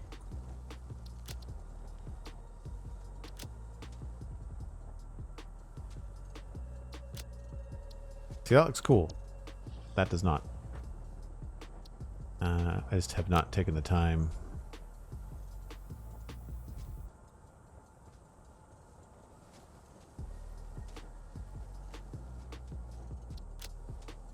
I don't know if I have a proper steel color yet. Don't. You know what? I do. In my spreadsheet I do, and I bet you I can get the hex code.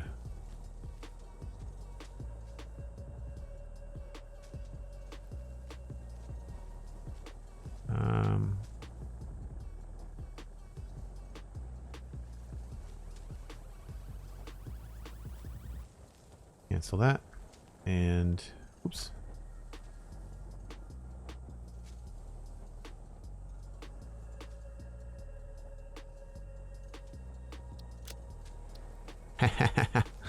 The artist's eye.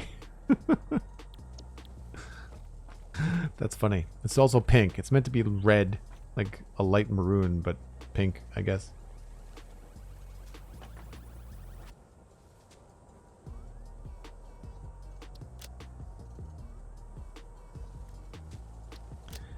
And I guess we'll just leave that there.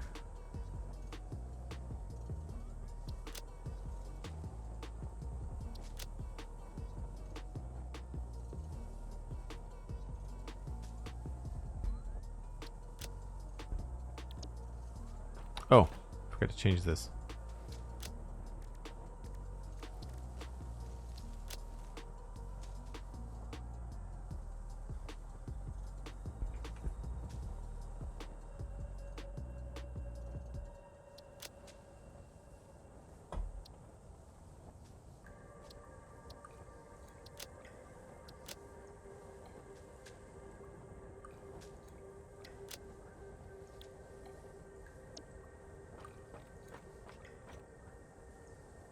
I think that's pretty clear.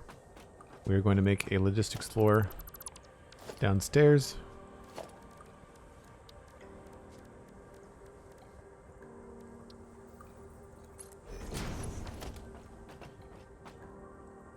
Doesn't quite get us there.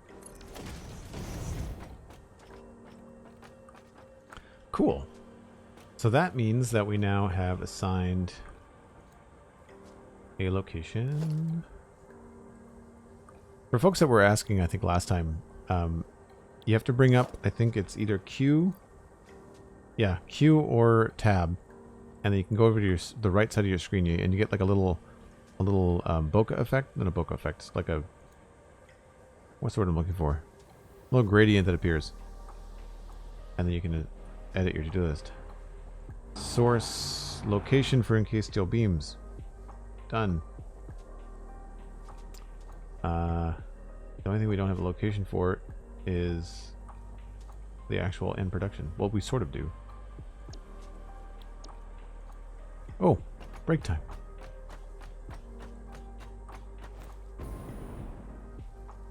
You're on my Twitch every time you walk past it, but you'll see it. That's fair. I've got lots of gas. We should be good.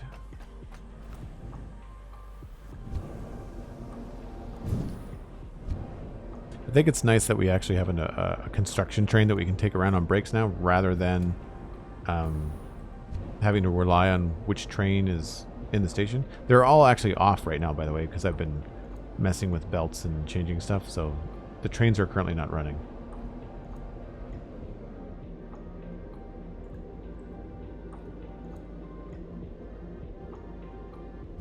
Make it pink and you'll be able to see it. Nice. I don't know how we're going to handle all the different trains that I really need to come into the station. It's going to be really tricky. We should be good to just turn back on the auto self-driving. Nope. Oh, yeah, now we're good. Cool. All right, folks, I take a break once an hour. It is that time. Enjoy the break train. Maybe tell a friend that I'm live if you like what you're seeing, especially if they're a Satisfactory player. And we'll be back in about 5 or 6 minutes.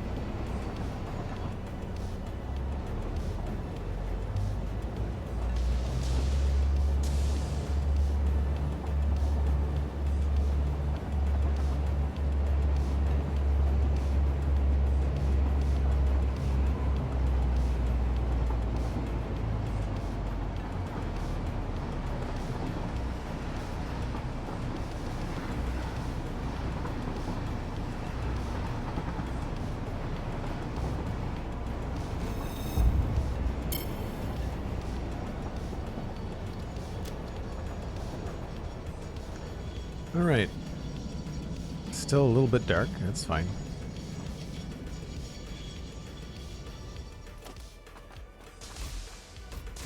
Junkard is saying that I am so new to this game, it's a little intimidating, but I'm trucking through it. The good news is that they start you off slow, and you can kind of go from there.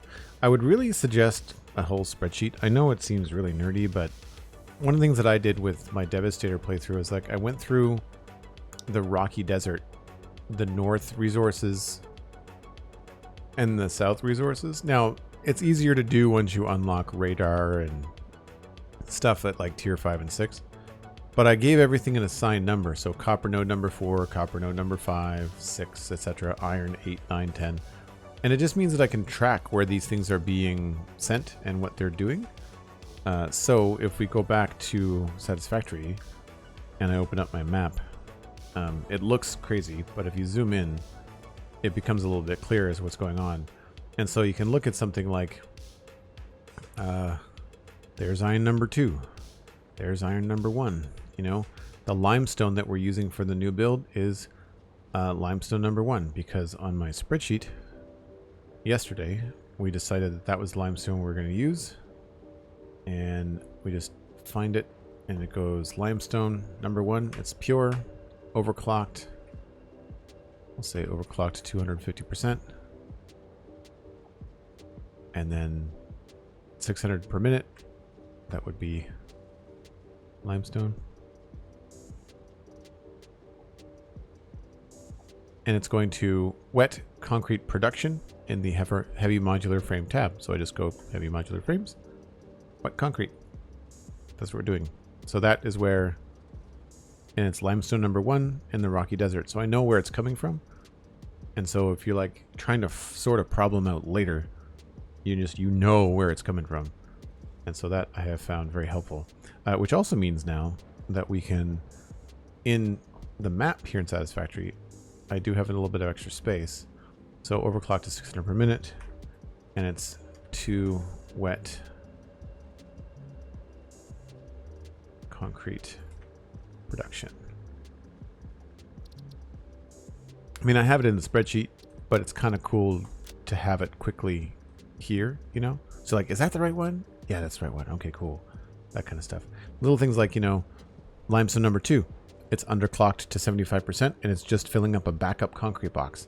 It just means that if I run out of concrete, I don't have to run all the way back to my storage system to get concrete. It's underneath the train station. It's probably not going to be used. So just while I'm building everything, I'm just making myself extra concrete. Hey, daytime. So next on the list, assign a source for steel production. Oh, okay. So we were just there. So we need to look at our spreadsheet again. So we've got foundries making steel.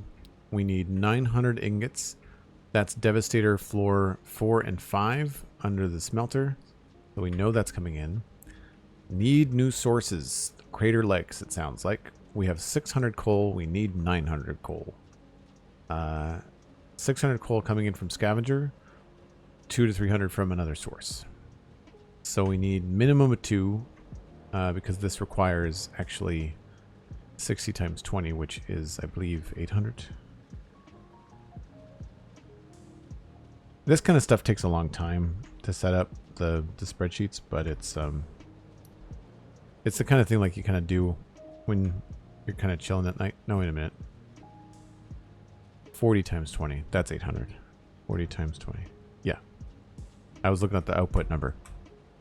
I don't have a symbol in my spreadsheet that's easily kind of like assigned to be output. Maybe I reversed them and I should have used the other arrows, but thanks for the lurk, Cosmic. Appreciate it. So we need 900, and we're currently bringing in 600 from scavenger. And if I look at my scavenger input, which is my trains, scavenger collection station, 4 coal nodes, they're all normal, they're all 250. So we've got 1200 coming in. So we can spare 6. Or we can just grab a whole new train and bring it all in for the one spot. So either way, we need more coal. And there's absolutely none in the desert.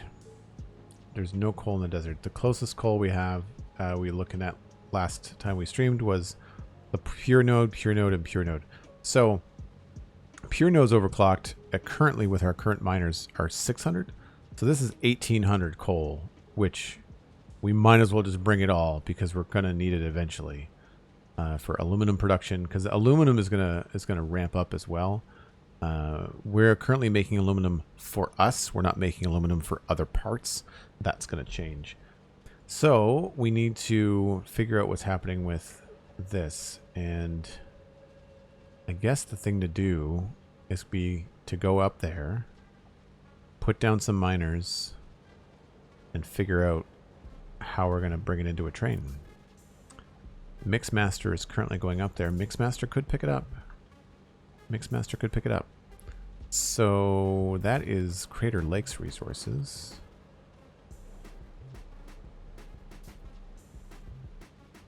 I wonder, maybe it's worth putting up a radar tower. Do we have... We've got some of those resources. Radar tower there. We have a radar tower here. We're almost getting all of them. Doesn't look like there's anything down there. So really, we'd need like a radar tower kind of like right on top of this thing, right where the drop pod is. Probably a decent idea. That would tell us what's going on in this area. I'd be cool with that. So let's go with... do I have extra room? I just realized too we've got private notes, and I think they have a separate character limit. So I could have, like, you know, other to-do list. The private notes are for when you're on a server, but we're a single player, so we can take advantage of the extra space.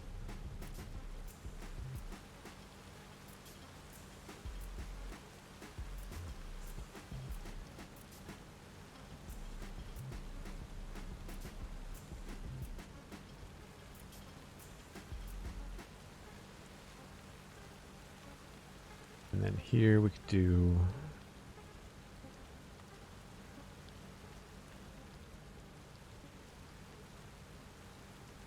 Oh.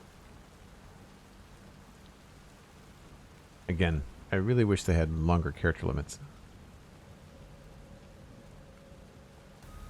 Line source for steel production.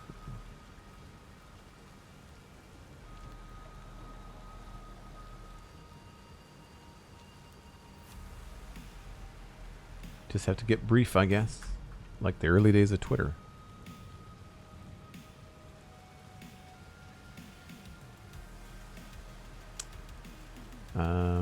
Source for steel production, source for concrete, source for steel production, radar tower, Crater Lakes. So really, I guess I just have to set up the actual Crater Lake stuff. I don't remember what color they are on the map.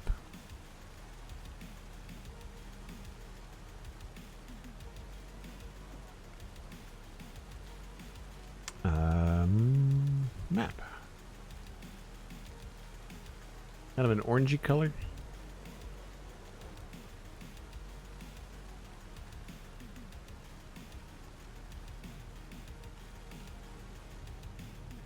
It looks about right.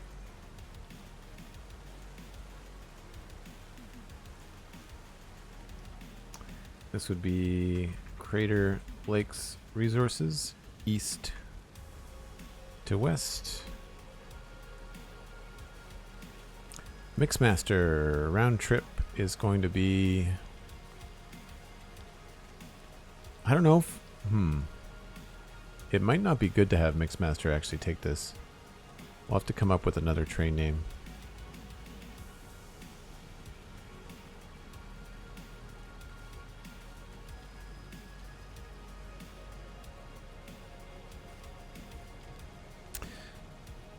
And so we've got at least 3 coal. And we can just, they're all the same. And I don't see any other resources other than the sulfur. I don't know, we could technically call the crude oil there. But we've got 1, 2...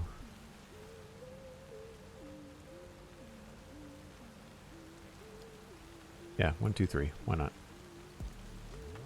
So we'll hide resources.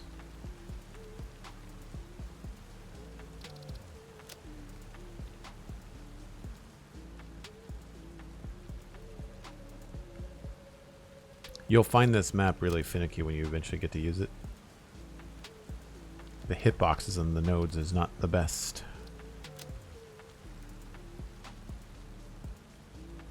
So I am going to just copy and paste from above where I've got other coal.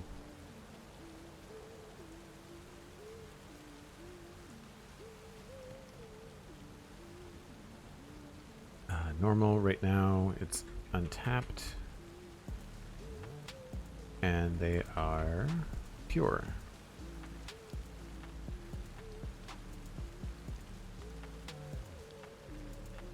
And I say these are probably going to be either used for steel or steel production and aluminum.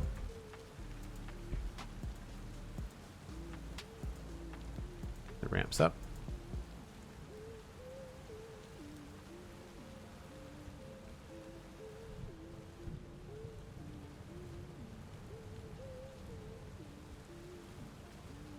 So that will eventually be 600 a minute. And we will need a new train.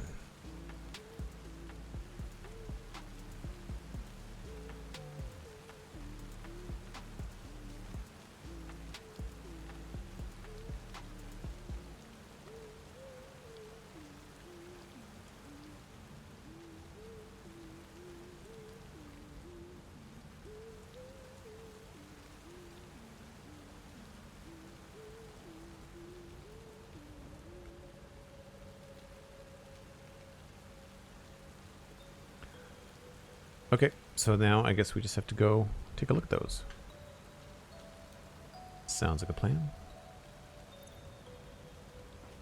I've been replaced for bedtime stuff this evening. Oh, there you go. You've been replaced. It was only a matter of time. I'm teasing. So, we've got the train. We can just take the train most of the way there. I will need to make sure I'm bringing some miners with me. I guess I could just make them there.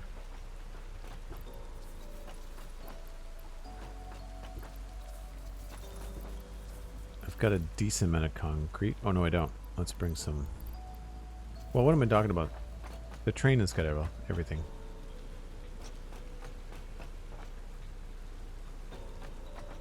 Yeah.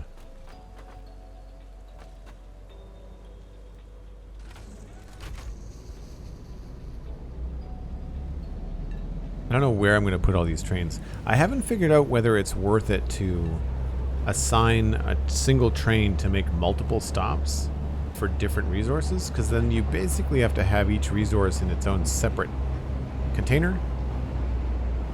And like, we could do it because the bauxite's only taking up 3 containers right now. The coal is 1,800 a minute. The round trip would only be short. So it would be maybe 2 containers. So it would totally be possible.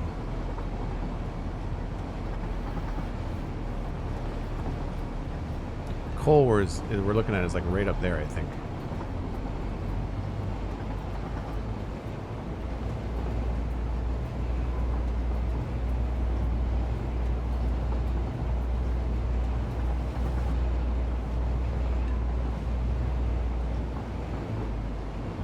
Even though I changed my render distance, the tracks are still rendering in weirdly. I wonder if there's a bunch of stuff they just never bothered to fix because they knew they were changing to update 8 with Unreal Engine 5.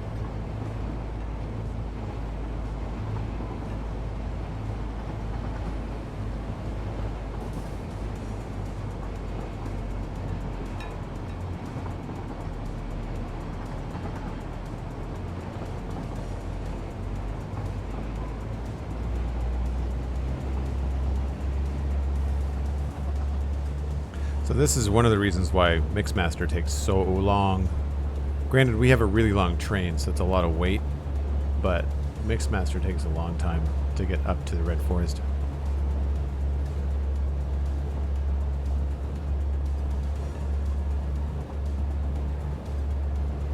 And there's our coal.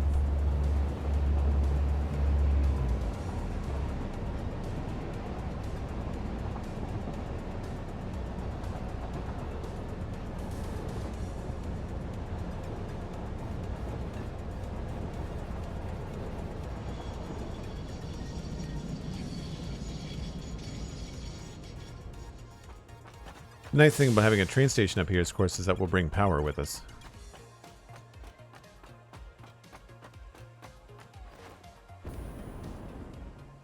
Oh, I forgot about beasties.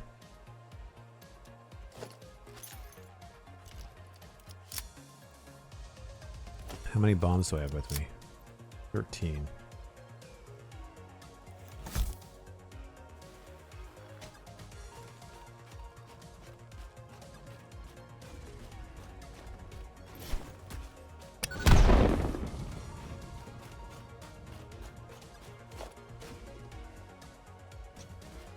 Oh, I didn't see the big one.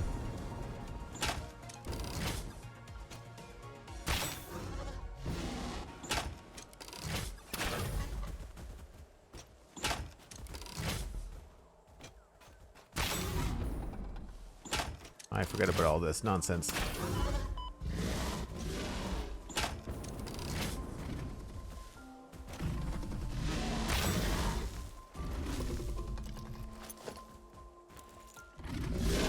Where's my zapper? There it is.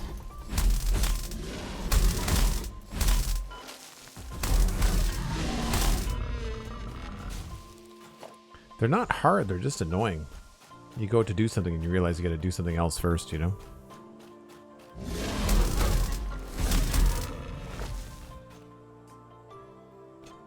We good?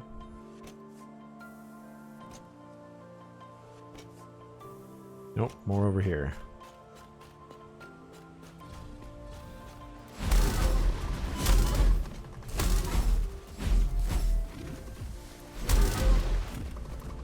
Come on, where'd you go?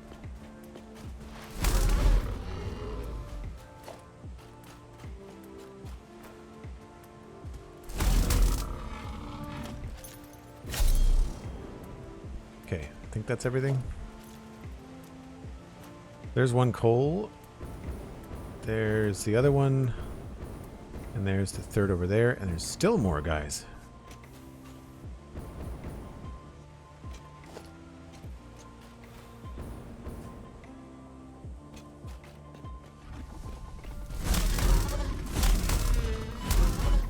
He took a jump. That was great.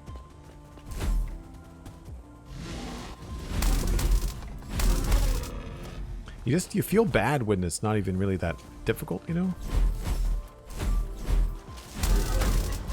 I'd be curious for anybody that's playing the game new if they played in peaceful mode and they just didn't want to bother with any of these things. The only thing you miss out on is some early progression with the MAM, but that's it. You can do it other ways. They've given you options to either play with animals or not. I think that's pretty good. I think it is about the end of our music for today. Sometimes you just need time to think. So, I want to know where we are in relation to the Rocky Desert. Our train line is right there. It would be entirely possible to put the station down there instead of up here and just belt and bring that stuff down. That is one possibility. That would make that a little bit messy through here. So then we don't have to tackle that hill. So we may look at that as an option. It could look cool too, just having these things basically pointed this way, having 3 belts of coal just going straight down. We would mean some rearranging down there.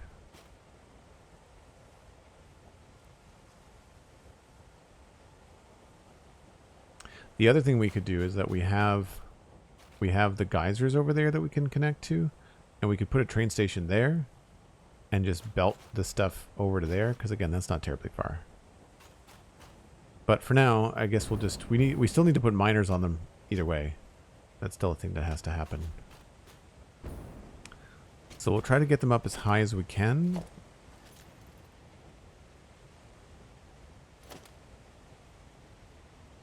And we'll go on the world grid.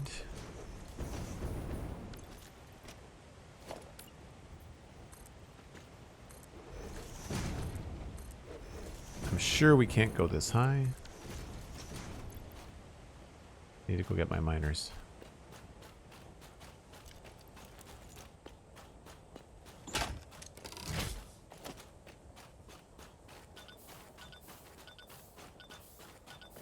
Locals aren't a fan of me taking the coal? Probably not.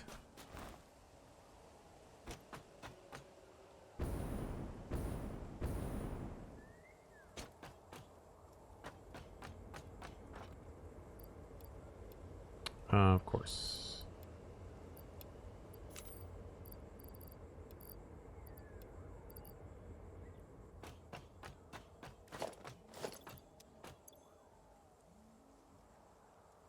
Oh, I do have power shards. Cool.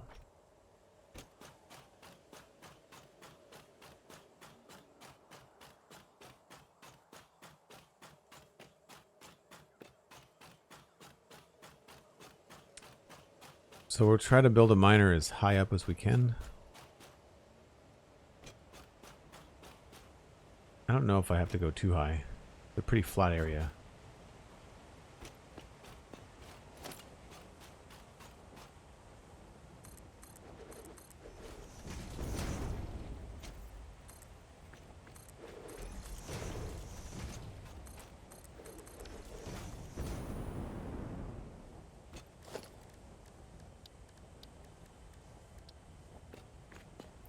No, it wants to snap to the first one. Can I do half meters?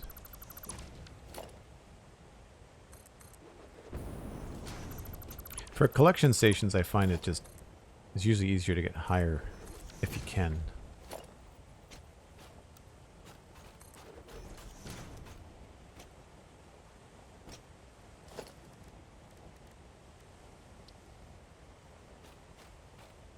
So yeah, it looks like we really can only get an extra 1 meter out of that. The trick here is to look at the node. So if you aim at the node, it still says it's clipping. But it'll do that.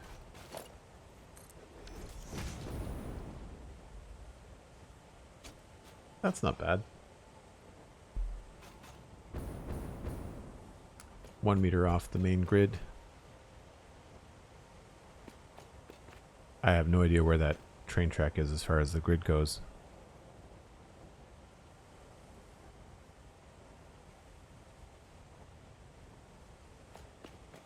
Oh yeah, it's so much better to have a construction train because your inventory, it's the same sort of problem that Minecraft has. Alright, I guess we'll just kind of pave the area and kind of see where this leads us. And I don't need to do it. Do I need to bother to collect? Well, we'll get the stuff anyway. I feel like this tree is coming down.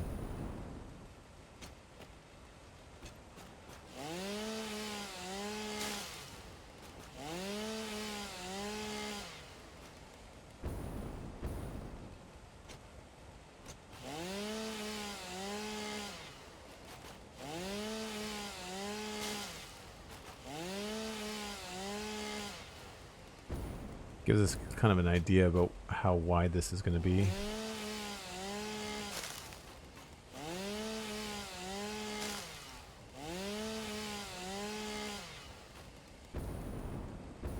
Yeah, I don't think we have to clear too much more than that.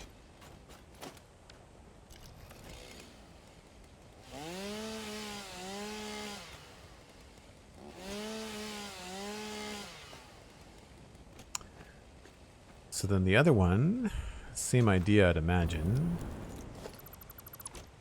It probably doesn't want to be... Oop, that's a Mark 1.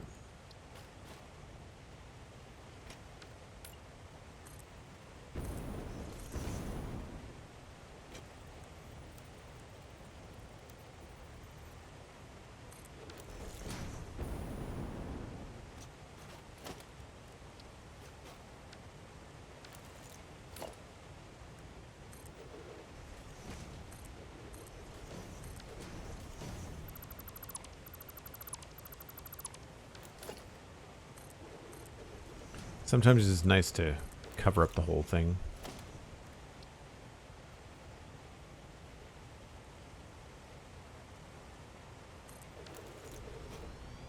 Okay, so we can do that 1.5 meters. Feel like we don't necessarily need the extra 1 bit, because I feel like from here, no matter where we build, I think we're going to be above the ground. Not until we get over there. Sorry for the flashing.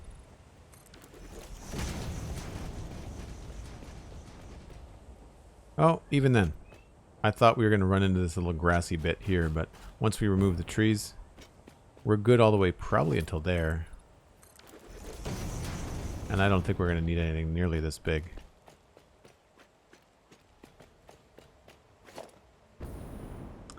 Because the other one is right here, of course.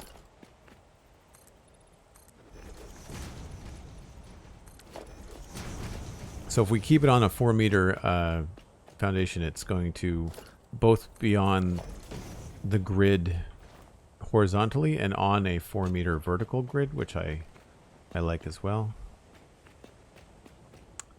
And which way... It seems like this is all kind of a strange orientation. I guess we'll turn that one around and we'll face this one inward towards us. Oh, can't afford. I need to make more miners required. Special? No. Production.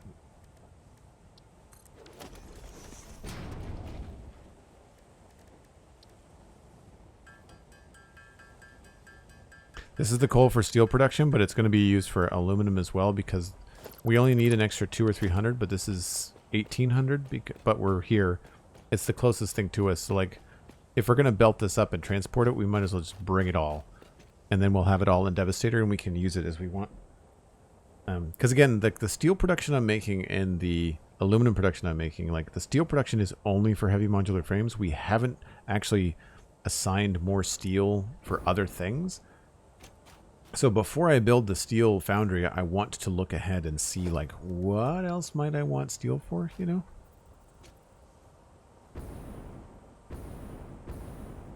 Just want to make sure this is straight. That's on the grid. This is going to get flipped around.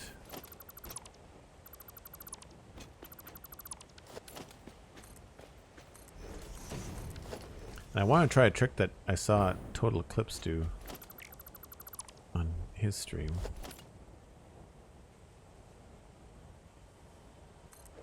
So now that they're on the grid, you'll notice that they're kind of like in wonky positions. This one is a little bit off, but not by much. So if we go to make like a belt, right, like it kind of comes out a little bit crooked, and there's no way to straighten that out. And a member of his community said that you can use a road barrier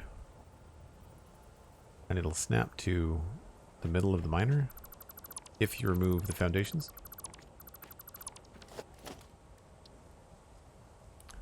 Unless they've removed that somehow. Maybe they've changed that. Huh. Maybe that's no longer a thing.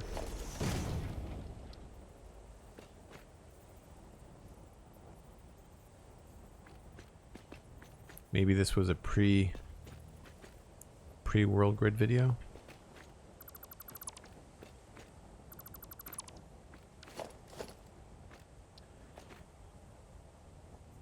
Oh, there we go.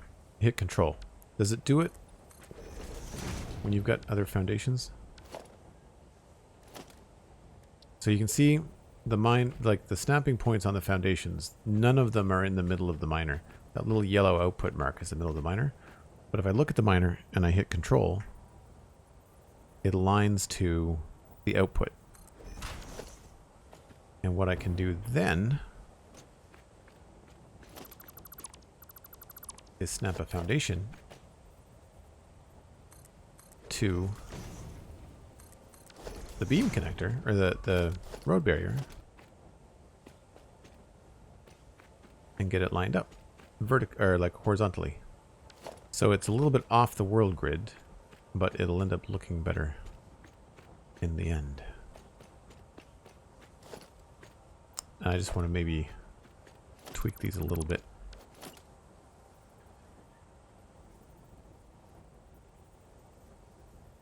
I'd say probably better there.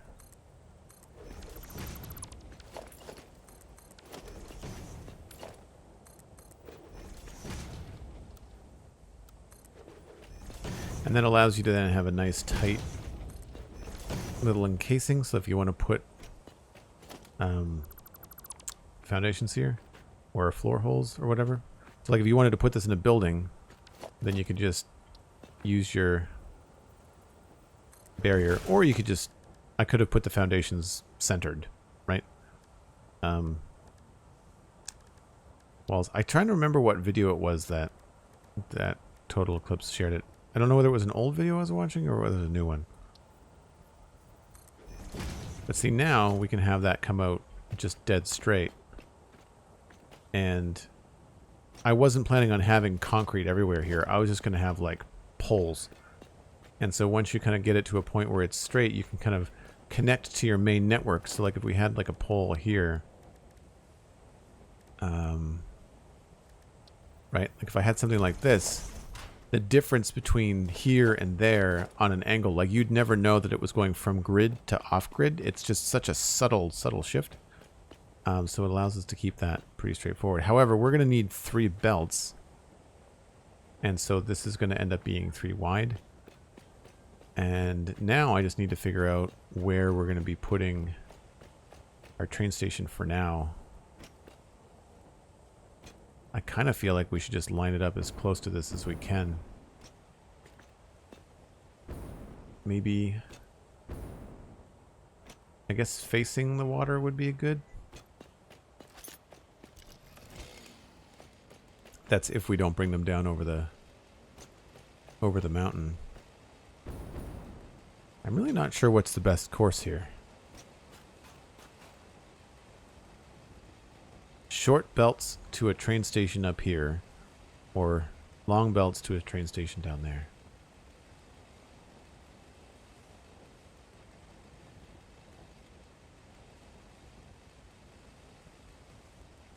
You know, I think what'll end up making my decision is how long the round trip is. And if the round trip is too long, then we won't do it up here. The good news is the train tracks are already laid, so we're not really doing extra work. And setting up a train station is actually pretty easy. So let's give ourselves a little bit of space.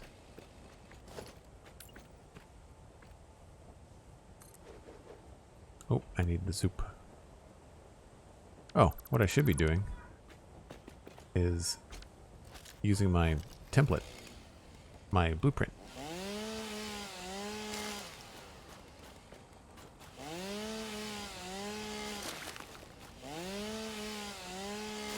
You can't zoop those yet.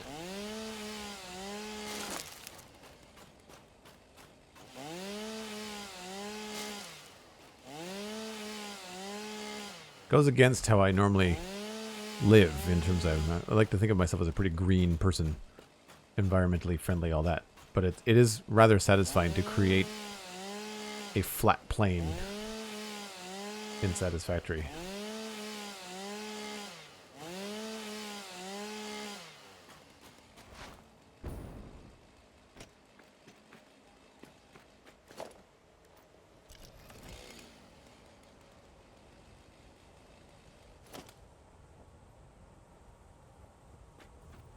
Blueprint mode. Oh, that's the short one. I want the big one.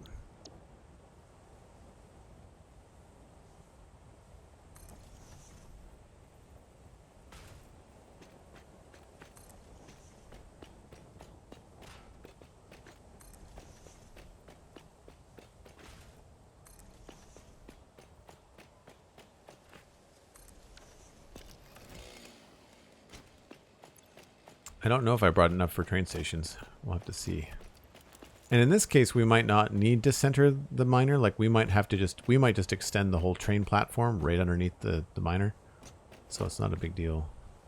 Oh, I didn't get those right, did I? I put those all down wrong. That's annoying.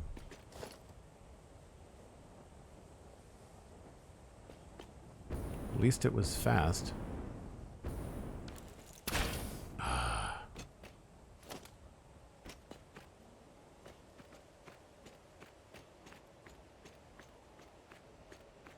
Thought this was lined up.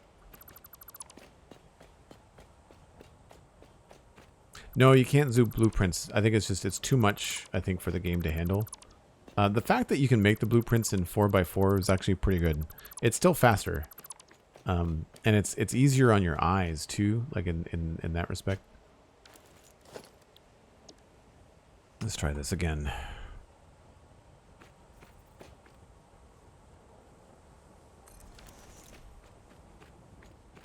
That's what I wanted.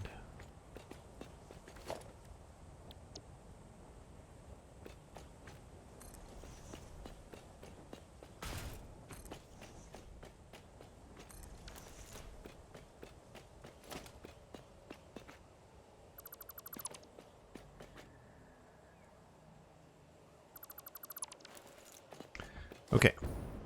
So let's just give ourselves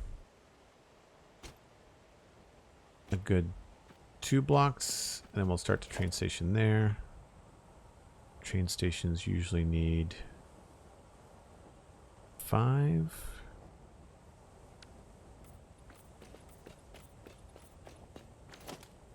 We're also going to need some room for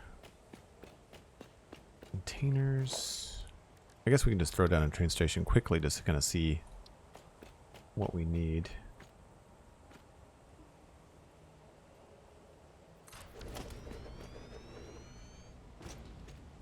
And then if we do freight platform,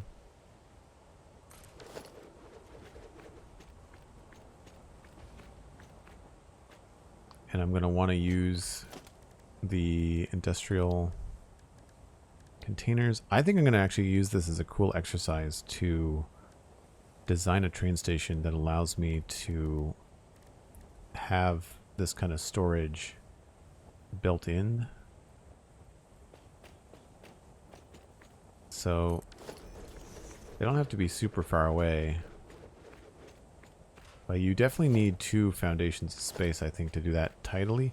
So maybe what we'll do is we'll make the train station high, and we'll put all the logistics underneath it.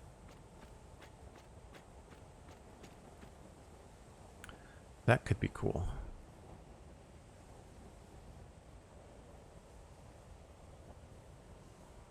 So my guess is that we are about, let me just look at the map.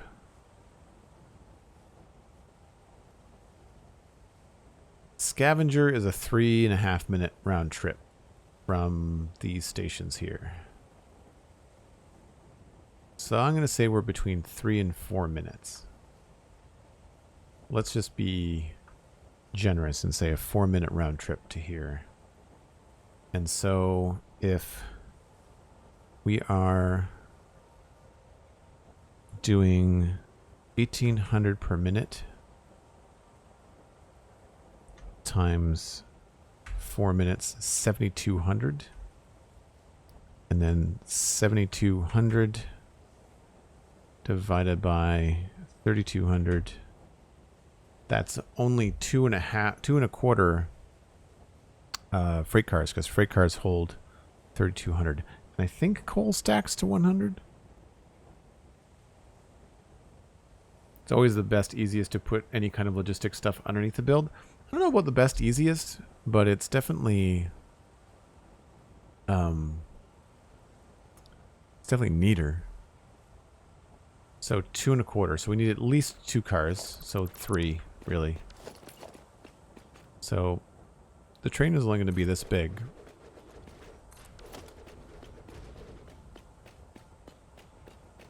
And that's assuming that we don't have anything else in this area that we want to bring down. Oh, my frame rate just went to crap. So that could be kind of a cool little station. And we wouldn't have to raise it up like a lot. I need it to be like that much higher off the ground.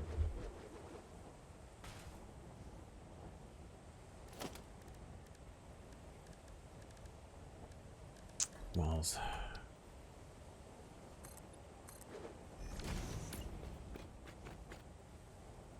Well, maybe a little bit higher. We've also got room here that we could drop down if we wanted to.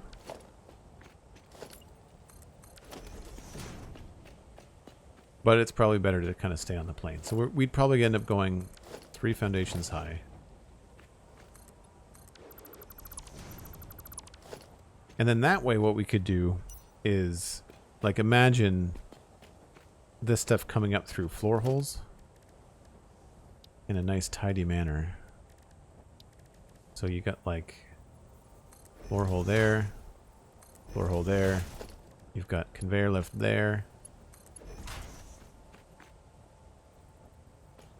Do that right? Oh, no. You think you're building it in the right place in this game, but you're not.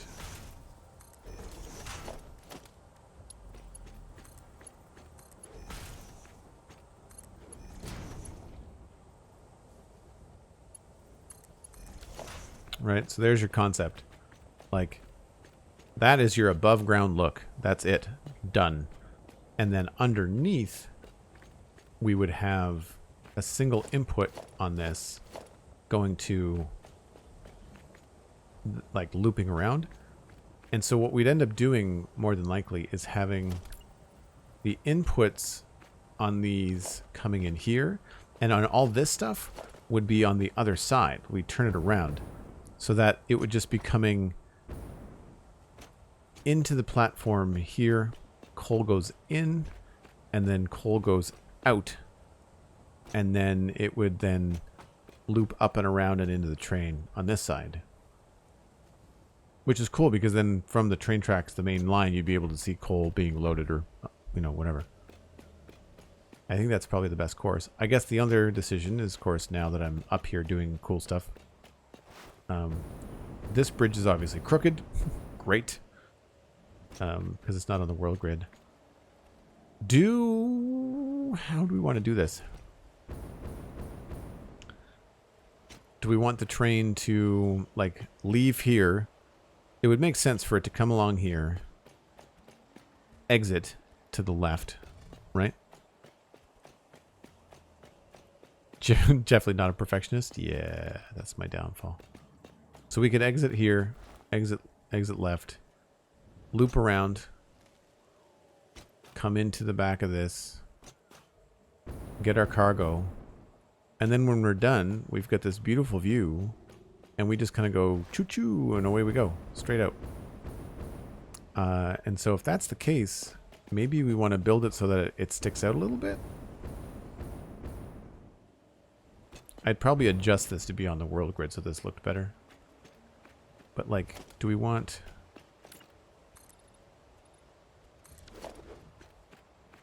You're in the way, Mr. Bean.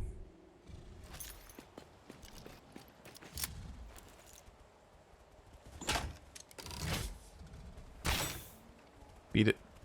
Must have missed him. I think it could look cool if it was kind of like built into the lake. And plus, it would also mean that we would have to... It would minimize our belt stuff, too.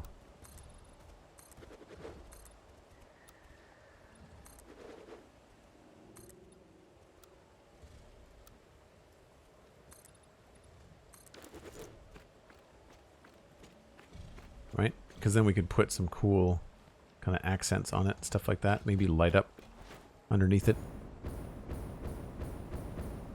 And if we moved it ahead a little bit, then wherever the common area is for this, like this would kind of be like going straight into the cargo cars, the freight cars. So we just find like what the common split is here and line her up. So I'd say that's probably a good plan. First step is raise the platform. Is that enough space, I wonder? We could always make that too thick so it looks like it could actually support the train. That's probably a good idea. Oh, you know what would be cool? We should try to make this look like it's recessed. So you can do this thing where if you line these up the right way, when the train comes in, it looks like you're right on the platform. Kind of like how real trains are, like subways and stuff in big cities. So if that's the case, we should figure out how tall that has to be. Again, this is the kind of fun stuff that you can do when you're building these little outposts, is that you can kind of like mind the gap. McScrewgunn? Yeah, exactly. You can kind of just like use it to practice or try new techniques that don't necessarily fit like your main build that you've got a theme for or something. What was I looking for? Train.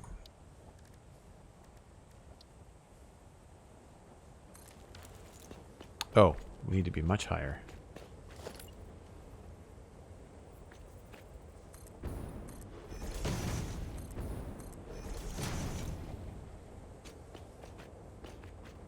It's a little bit too high, maybe.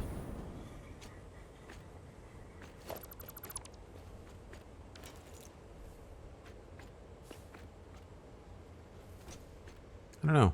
I thought it was going to be a little bit easier.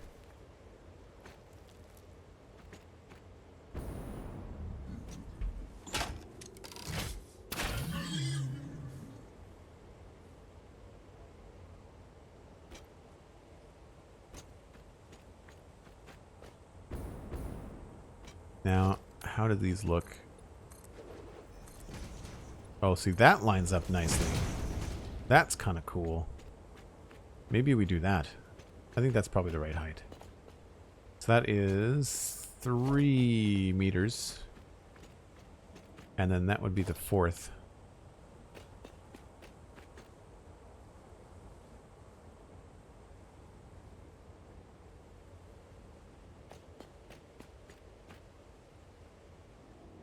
I'd say we build that on top of that. So that would be the top, and then we would add the 3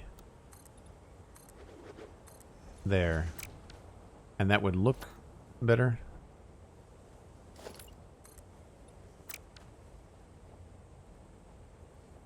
And then it means it doesn't get super tall. Okay.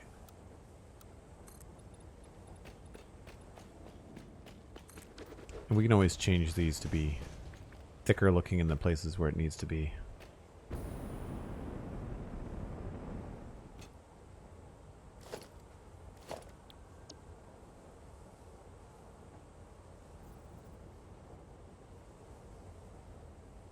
Oh, don't have enough concrete.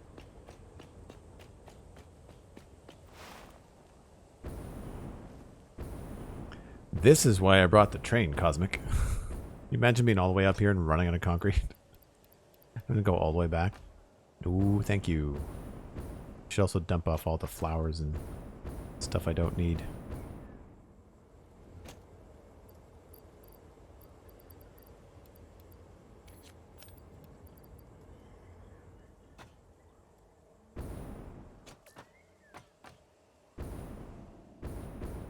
Running out of daylight.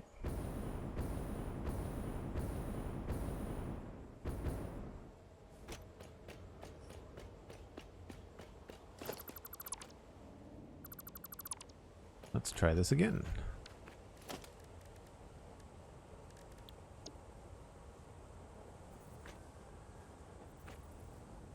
It's so hard to see where you're looking.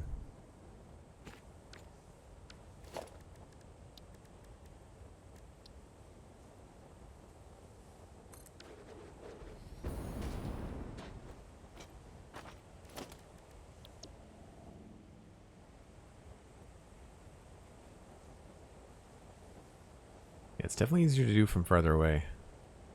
Should probably just delete these. Now that we've done our measuring, I kind of know what's up. Oh, mental note, you can't delete that when there's a train on it. That's good. Probably an excellent thing to do. Can you imagine deleting that by accident if you had a train on it and it was full of stuff?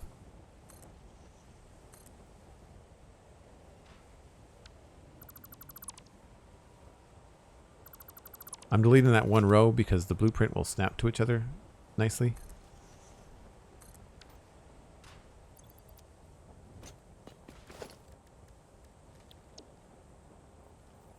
So this is going to be longer than we need, but we can trim it.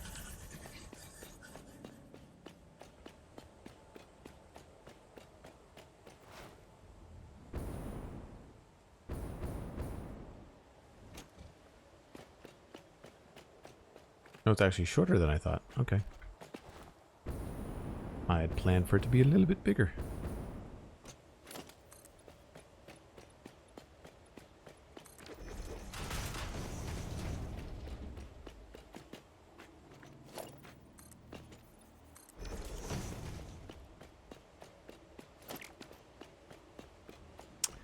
Losing the daylight.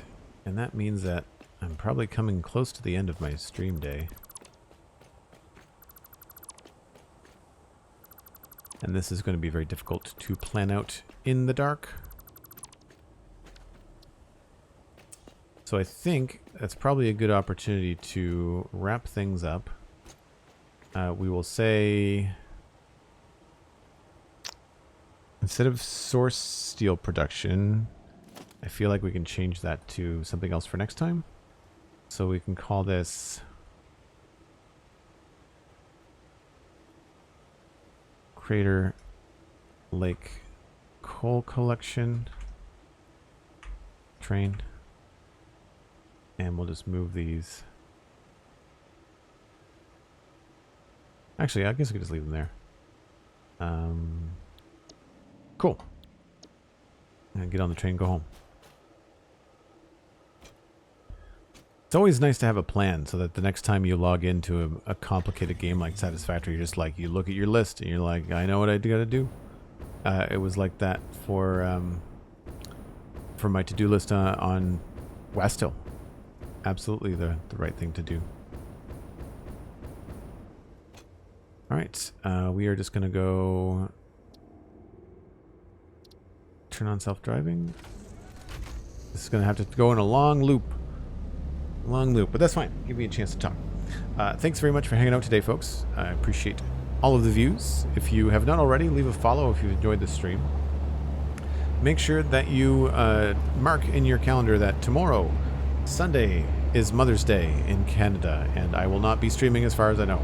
I'm going to be going out midday to have lunch with my mom and the rest of the family, so I will not be streaming at my regular time tomorrow. That's why I did some extra streaming today. You can follow the Spawn Chunks and the Sizzle Cafe podcasts at their respective websites, or look for them on iTunes or YouTube, wherever you like to listen to your podcasts. Follow me on Twitter and Instagram at Joel Duggan. You can also check out Patreon, which is a great way to support the channel if you're not already. Thanks again for the subs, resubs, people that are coming up on a full year, celebrating 26 months. Like, it's really phenomenal that you all support me doing this. I like doing this, and I'm glad that you like watching it. So I really appreciate all of it. Make sure that you've joined the Discord if you received a gift sub. Thanks again to Cosmic and any other moderators that were here today. I didn't see anybody else, but you're all fantastic. I really appreciate it. Do check out the VOD channel. It's Joel Duggan VODs on YouTube. That's where I post the archives for these streams. And we shall see you all on Tuesday is the next planned stream. I may do a Discord stream because we've got Discord Nitro until the 15th. So I might do that for the people that are just within my community. And then, yeah, we'll pick up on Tuesday back in Minecraft working on the keep. Thanks again. We will see you all later. We're going to try to pass you on to somebody else playing Satisfactory. More than likely, Total Eclipse, I believe, is who was still playing. So we will send you all along. Bye for now. See you later.